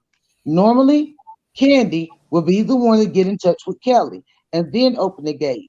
However, Kelly was the one who opened the gate for you on this occasion. So here, in that meeting with the government, you told them that Candy was, in fact, at the gate that day. Objection. Overruled. You don't remember that? I said that she's at the gate. She normally always open the gate. That's correct. But she did not open it on the gate on that day. Well, in your testimony earlier to the jury, you told them that no one is at the gate. You called Robert, and Robert came, and Robert was the person who opened the gate. Do you remember telling us that? Yeah, yes, on that date, But my question to you is, do you recall telling the government during an interview with that Candy, who worked security for Kelly, was at the gate? Objection.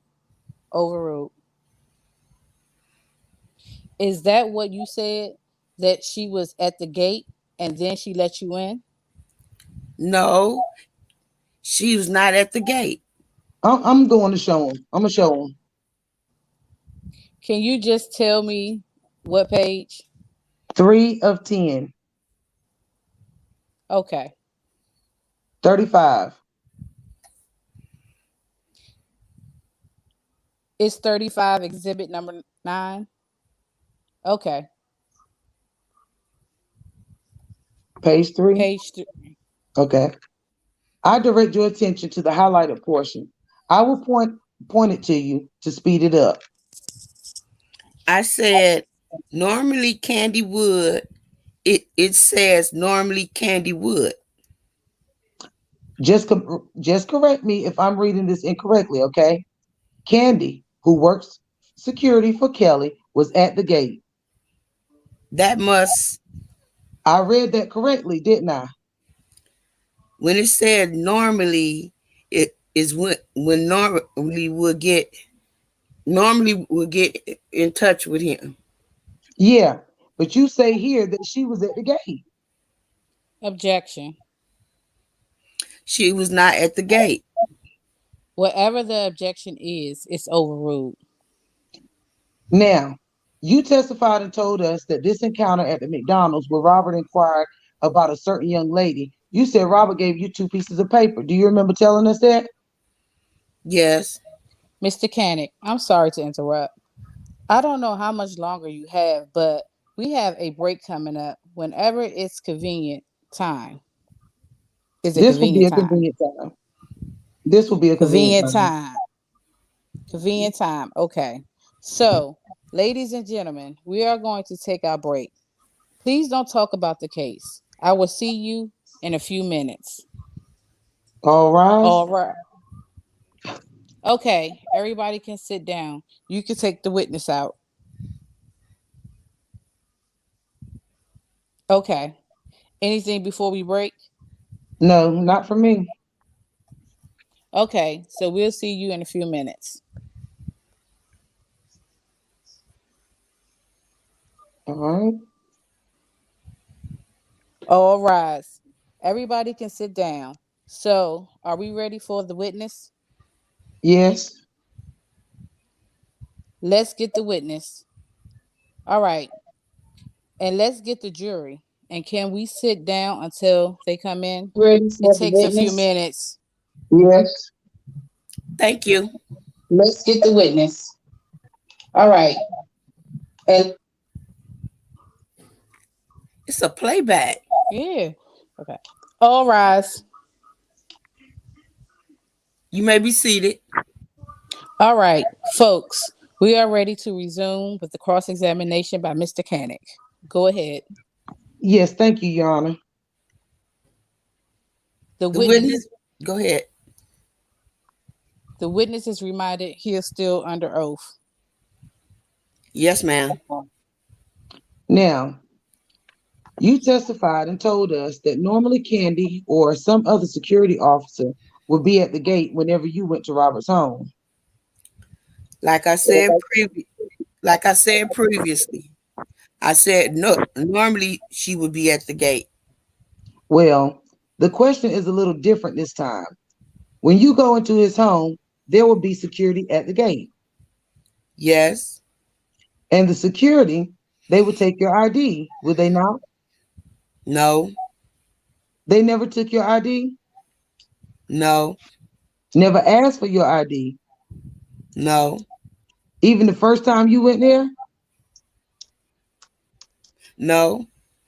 And the first time you went there, according to you, you went with your mother and stepfather, right? Correct. Okay. Do you know whether or not they took whether or not they gave the security their ID? I don't believe so. Now, what about a non-disclosure agreement? You never signed one of those either? I believe so. You believe that you signed a non-disclosure agreement, but you never gave them your ID. No. So when was it that you believed that you signed a non-disclosure agreement? I'm sorry. What was that? When was it that you believed that you signed a non-disclosure agreement? When I went to the first party. Okay. And the second time you went there, you didn't sign a non-disclosure, nor did you give ID? No. But Candy or some other person from security was at the gate. Am I correct? Correct. Now, when you went there the first time, you testified and told the jury that it was in the Christmas season. Yes. And you saw a huge Christmas tree. Correct. And that it was cold. It was cold. It was cold out. Yes. And you recall the Christmas tree though, right? Yes. Now, when you first met Robert, according to you, you were 16 years old. I believe about 17. You believe you were 17? Yes. Okay. Isn't it a fact that you told the government that when you had one of those meetings with him that you were 14? I was getting to the date. As the time went on, I got the dates correct. So the answer to my question is yes. Not for sure. Not for sure. So you don't, as you sit here today under oath, you have no recollection as to if you told the government during one of those meetings that you were 14 in the first meeting with Robert. No, I just remember trying to get the age right and the timing right.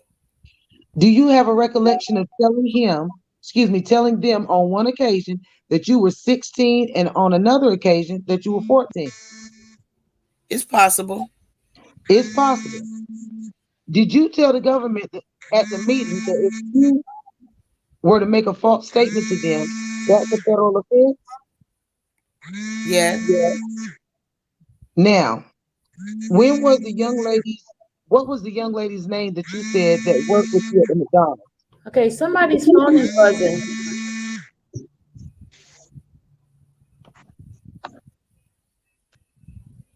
Now, Dominique. okay. The one that Robert was trying to get you to hook him up with?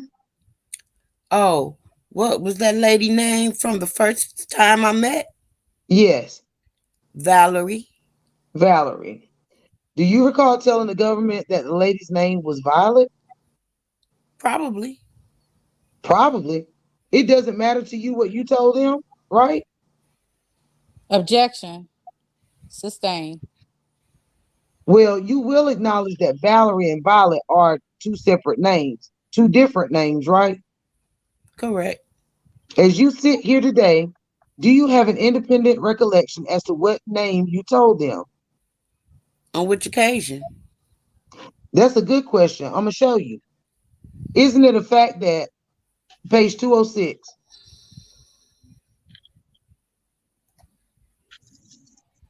What number is it? 206?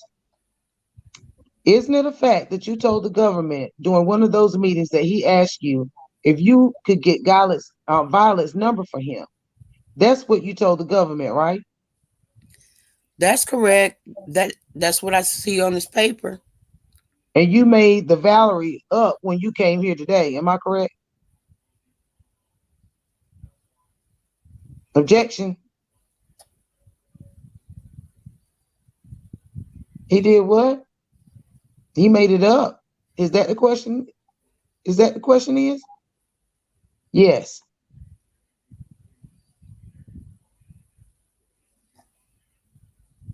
Did you make that up when you said Valerie? No. Where did you get that name from? As I say, the more we talked about it, the more everything is coming back to me. Now, you told the government at some point in time that Mr. Kelly, withdrawn. What's your date of birth? February 11, 1989. You told the government that when you were about 17 or 18 years old, that Kelly recorded you in one of those encounters that you told us about on the iPad. Do you remember telling us that? Telling the government that? Yes. Now, when you were 17 years old, that would have been in 2006. Am I correct? Correct. And if you were 18 years old, it would be 2007. Am I correct? Correct. And you told the government that when you were one of those ages. Kelly recorded you on the iPad in a sexual encounter. Correct. Are you aware that the iPad was not released until 2010? Are you saying that I said it happened in that period of time, or you saying one of the encounters? It happened it happened on one of the encounters that had happened in 2007 or 6. Well, isn't it a fact that you told the government that as you got older and was 17, 18, Kelly recorded you on the iPads at 17 and 18? I remember at the beginning it was on camera, and then eventually iPad. No. That's not my question. My question is, isn't it a fact that you told the government that when you were 17 and 18, Kelly recorded you on an iPad, on iPads at the time? Not for sure. Well, see if this refreshes your recollection. Where my thumb is, just read there and see if it refreshes your recollection that you told the government that you were 17 and 18 years old. Kelly recorded you on iPads in sexual accounts. I see it. You see it. It's written right there, right? Yes, sir. And again, when the government told you that it's a lie to make a false statement to a government official, your attorney was there. Am I correct? I think you mean it was a crime to make a false statement. Oh, I'm sorry, Your Honor. Do you understand the question? Can you rephrase it? When the government told you during those sessions that you met with them that you had to be truthful because it was a crime to tell a lie to a federal official, your attorney was there, right? He was there the first time I got locked up, and they asked me questions. He wasn't there the first time he got locked up and they asked you questions. Was he there the second time? I believe so, yeah. And the first time you were there was no lawyer with you. No. Objection.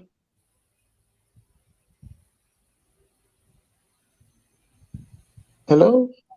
Overruled. I mean, he said no. Next question. But the government did tell you that you had to be truthful to them. Am I correct? Yes. Now, when you were asked a short while ago about if Kelly did anything whatsoever to help your musical career, do you remember that, being asked that question? Yes, sir. Now, you testified and told us that there came a point in time that you went to Kelly's home and he had some beats for you. Am I correct? Yes, he played a beat. And you performed the beat. He had me record on that beat. Right. And afterwards, he told you that you need to learn how to sing and rap. Did he not? Right. And you told the government that, right? Yes. Now, after how long have you been at your music career? Since about 15 or 16. Have you recorded a song? Yes. What's the name of the song? What song? What's the name of the song? New songs, old song? Any song. Any song? Yes, any song that you have recorded. Do the Dash? Do the Dash. Yes, sir. And is that something that someone can buy, or is that just something you recorded on a tape? You can buy it. Okay, under what name? Objection. Let's not do that. Did you have a recording company that you were working with? No, just producers. Who is the producer? I don't remember. So you made a song, you had a producer, but you don't remember the name of the producer? You're talking about recent producer? Do the Dash. Who is the producer? It is okay to call the people's name. Who is the producer of Do the Dash? I'll just see the audience without the court reporter just for a minute. Almost finished, Your Honor. Sure. You testified earlier that there was a meeting that Mr. Kelly had at the Trump Towers where you and another individual attended. Yes. How old were you when that occurred? I'm not sure. Well, wait a minute. You said it happened in 2018. 2018. I believe I said when I wrote the letter in the hallway. Is that the time you were talking about when you wrote the letter in the hallway? Yeah, let's go with that one. Do you remember when that was?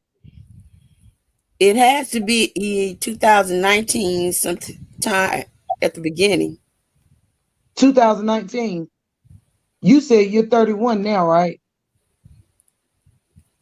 Didn't say. 32, right? Okay, 32 now.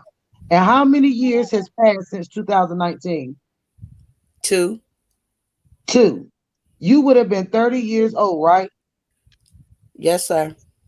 And according to you, he called you over, told you that you had to write this letter, and you're a grown man at that time. Am I correct?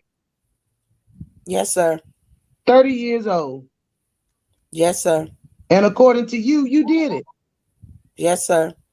Now, the time that you and this other person that you identified in the photograph earlier had the meeting where he was trying to, according to you, repair the relationship between the two of you, how old were you then? I'm not sure, sir. Not sure. Do you remember what year it was? You want an estimate? What year did it occur? I don't remember. And you don't remember how old you were? No, sir. But you were a grown man. Yes, sir. And basically, these encounters that you told us about, they, according to you, happened when you were a grown man, some of them. Yes, sir. Now, lastly, you were asked about that you're still pursuing your music career by the government. Have you had anything released that made any of the charts? No, sir. Anything released that received any sales? Sales? Yes. Yes. Which was that? Bare minimum? Beg your pardon? Bare minimum. Like what? 150. Bare minimum. 150 streams or something like that. And what's the name of the song? Objection. I will sustain it. What year was it released? This year? And you had nothing, Your Honor. Sorry. What did you say? Oh, you are done? I was about to ask a question, but I don't need to. I don't need to know. All right. Any redirect? Yes, Judge. All right. On cross-examination, go ahead. You sure? On cross-examination, you were asked about certain statements contained within a report that defense counsel showed you that referenced candy. Do you recall reading that report? Yes. And I am showing the witness only that report, 35-9, page 3 of 10. And on cross-examination, you were asked about your testimony that on that occasion where you met the defendant in the detached garage where that first sexual encounter with the defendant occurred, who was the individual who let you in that day? Who was the individual who let you in that day? Robert Kelly. And normally, who was the individual who let you in? Candy. The security guard? Yes. And directing your attention to page 3 of 10, does it say normally Candy would let you in? However, on this occasion, Kelly was the one who let you in. Yes. Just as you testified. Yes. You were asked about your participation in that bribery that led you to your arrest. Do you recall those questions? Yes. Were your telephone, how did you communicate with the individual who, the potential witness that you offered money to? On the phone. And did you understand that those phone conversations were all recorded? Can you ask that one more time? I'm sorry. Sure. Did you understand at the time when you had the phone conversation, did you know those phone conversations were being recorded? No. Did you later learn that the government was recording each of those conversations? Yes.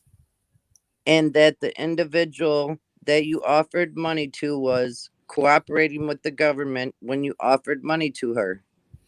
Yes. On cross examination, you were asked about a book deal. Do you recall those questions? Yeah. That wasn't a book deal for yourself, correct? Correct. You weren't going to publicly disclose what the defendant did to you when you were 17 years old in that book deal, were you? Correct.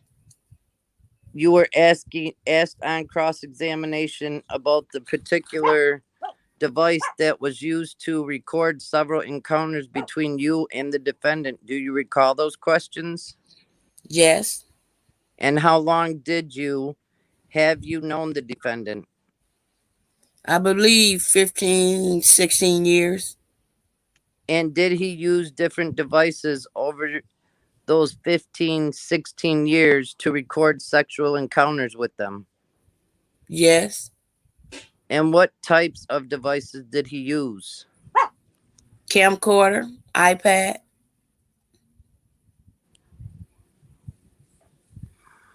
Hold on, I lost my And do you recall the particular date on which he used a camcorder or an iPad? No. Fair to say you just remember that they were recorded. Yes. And do you recall the order in which he used those two devices, the camcorder and then the iPad? I just know the camcorder. The period came before the iPad. Which one was first? You have to just keep your voice up. The camcorder came before iPad came. So first he used the camcorder and then later on he used the iPad? Correct. You were asked on cross-examination about the individual at the McDonald's who the defendant wanted you to put in contact when you first met him there. Do you recall those questions? Yes. Who was the individual that you recall the defendant wanting to meet that day? Valerie. And do you remember her last name? No. And what do you remember about her? I just remember she was my manager at the time. And aside from her name, what you recall as Valerie, do you remember anything else? Just a Hispanic, beautiful young lady. Fair to say, though, you don't remember much about her other than the fact that she was your manager. Yes. You were asked on cross-examination about whether you understood that it was a crime to lie to the government. Do you recall those questions? Yes. Do you also understand it's a crime to make a mistake with the government? Yes. Objection. Overruled. You were asked on cross-examination about statements you made about the age in which you met the defendant. Do you recall those questions? Yes. And were you expecting to get arrested on the day that you were arrested in this case? No. Objection. Overruled. And had you prepared for the fact that you might get arrested and you might be asked about your relationship with the defendant prior to that day? No. And when you were asked, or when you told the government, the agent, who arrested you about when you first met the defendant. Did you remember that you met him in high school? Yes. Did you remember the particular year in high school? No. And over the course, you spoke with the government on multiple occasions, correct? Correct. And during the course of the conversation, how was it that you were able to determine that you met him when you were a senior in high school? Because I remember showing my friend in my senior year of high school the picture of him in class, in my DECA class. And you mentioned a DECA class. What is DECA? It's a job program where you're released from school early so you can go to work. And what year did you take that DECA class? My senior year. And did that help you to identify the point in time when you first met the defendant? Yes. You were asked on cross-examination about the fact that you offered money to a prospective witness. Do you recall those questions? Yes. And you testified on direct that the defendant had no participation in that, correct? Correct. You weren't going to pay if the witness had agreed to accept money. You weren't going to pay that money, were you? No. And were you hoping to get it from somebody else? Yes.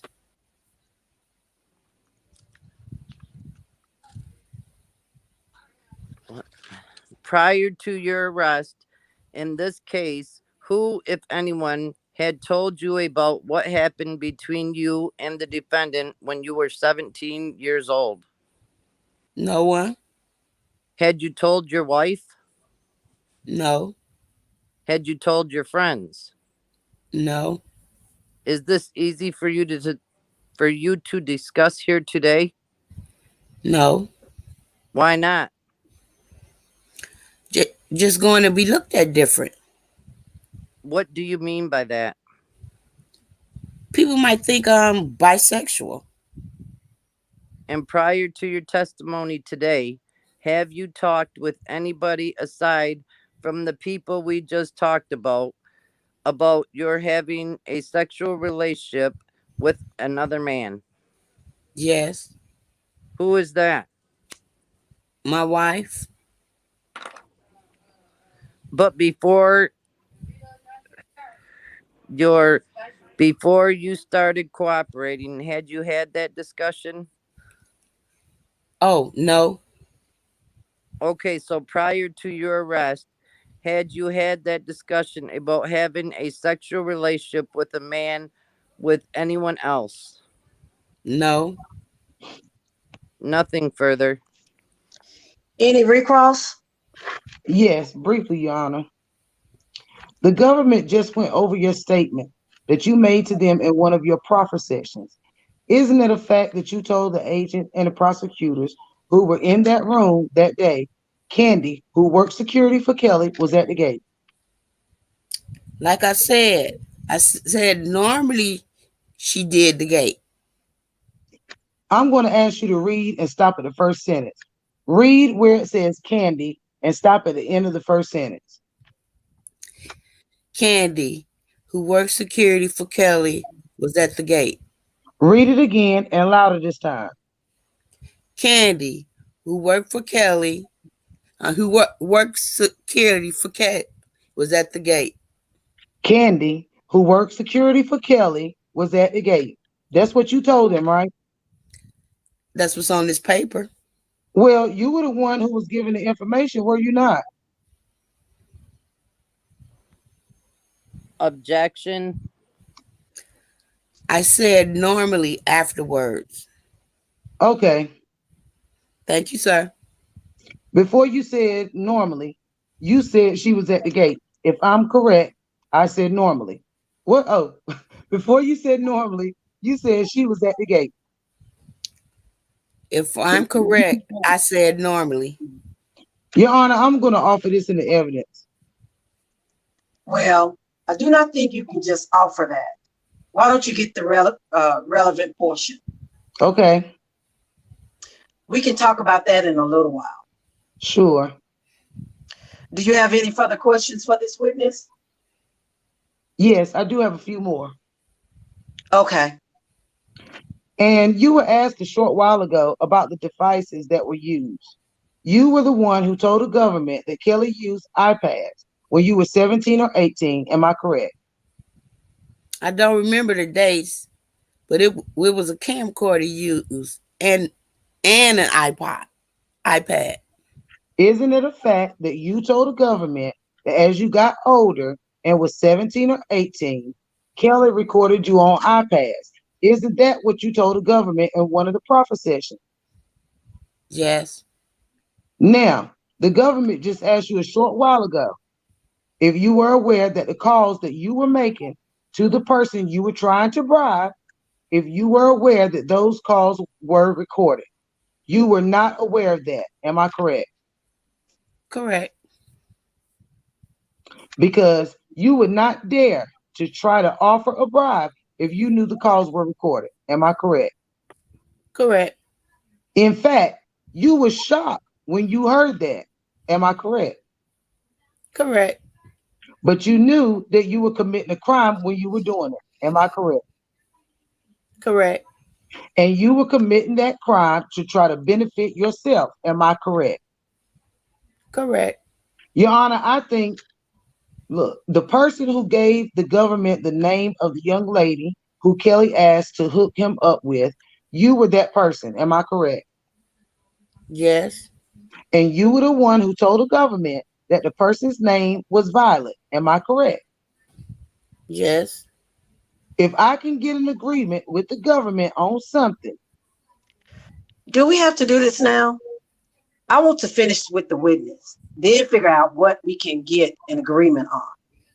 We can do that, Judge. I'm done with this witness. Anything else? No, Judge. Judge. The witness will step down. Thank you so much. Thank you, Your Honor. Are you ready to call your next witness? We are, Your Honor. Oh, okay, guys, we're done for today. Okay. Hi, guys. Thank you, guys. We're gonna come on for tomorrow. All right. Have a good night. You guys stay on. But good night, everybody in the chat. Good night. Good night, Chad. Blessings.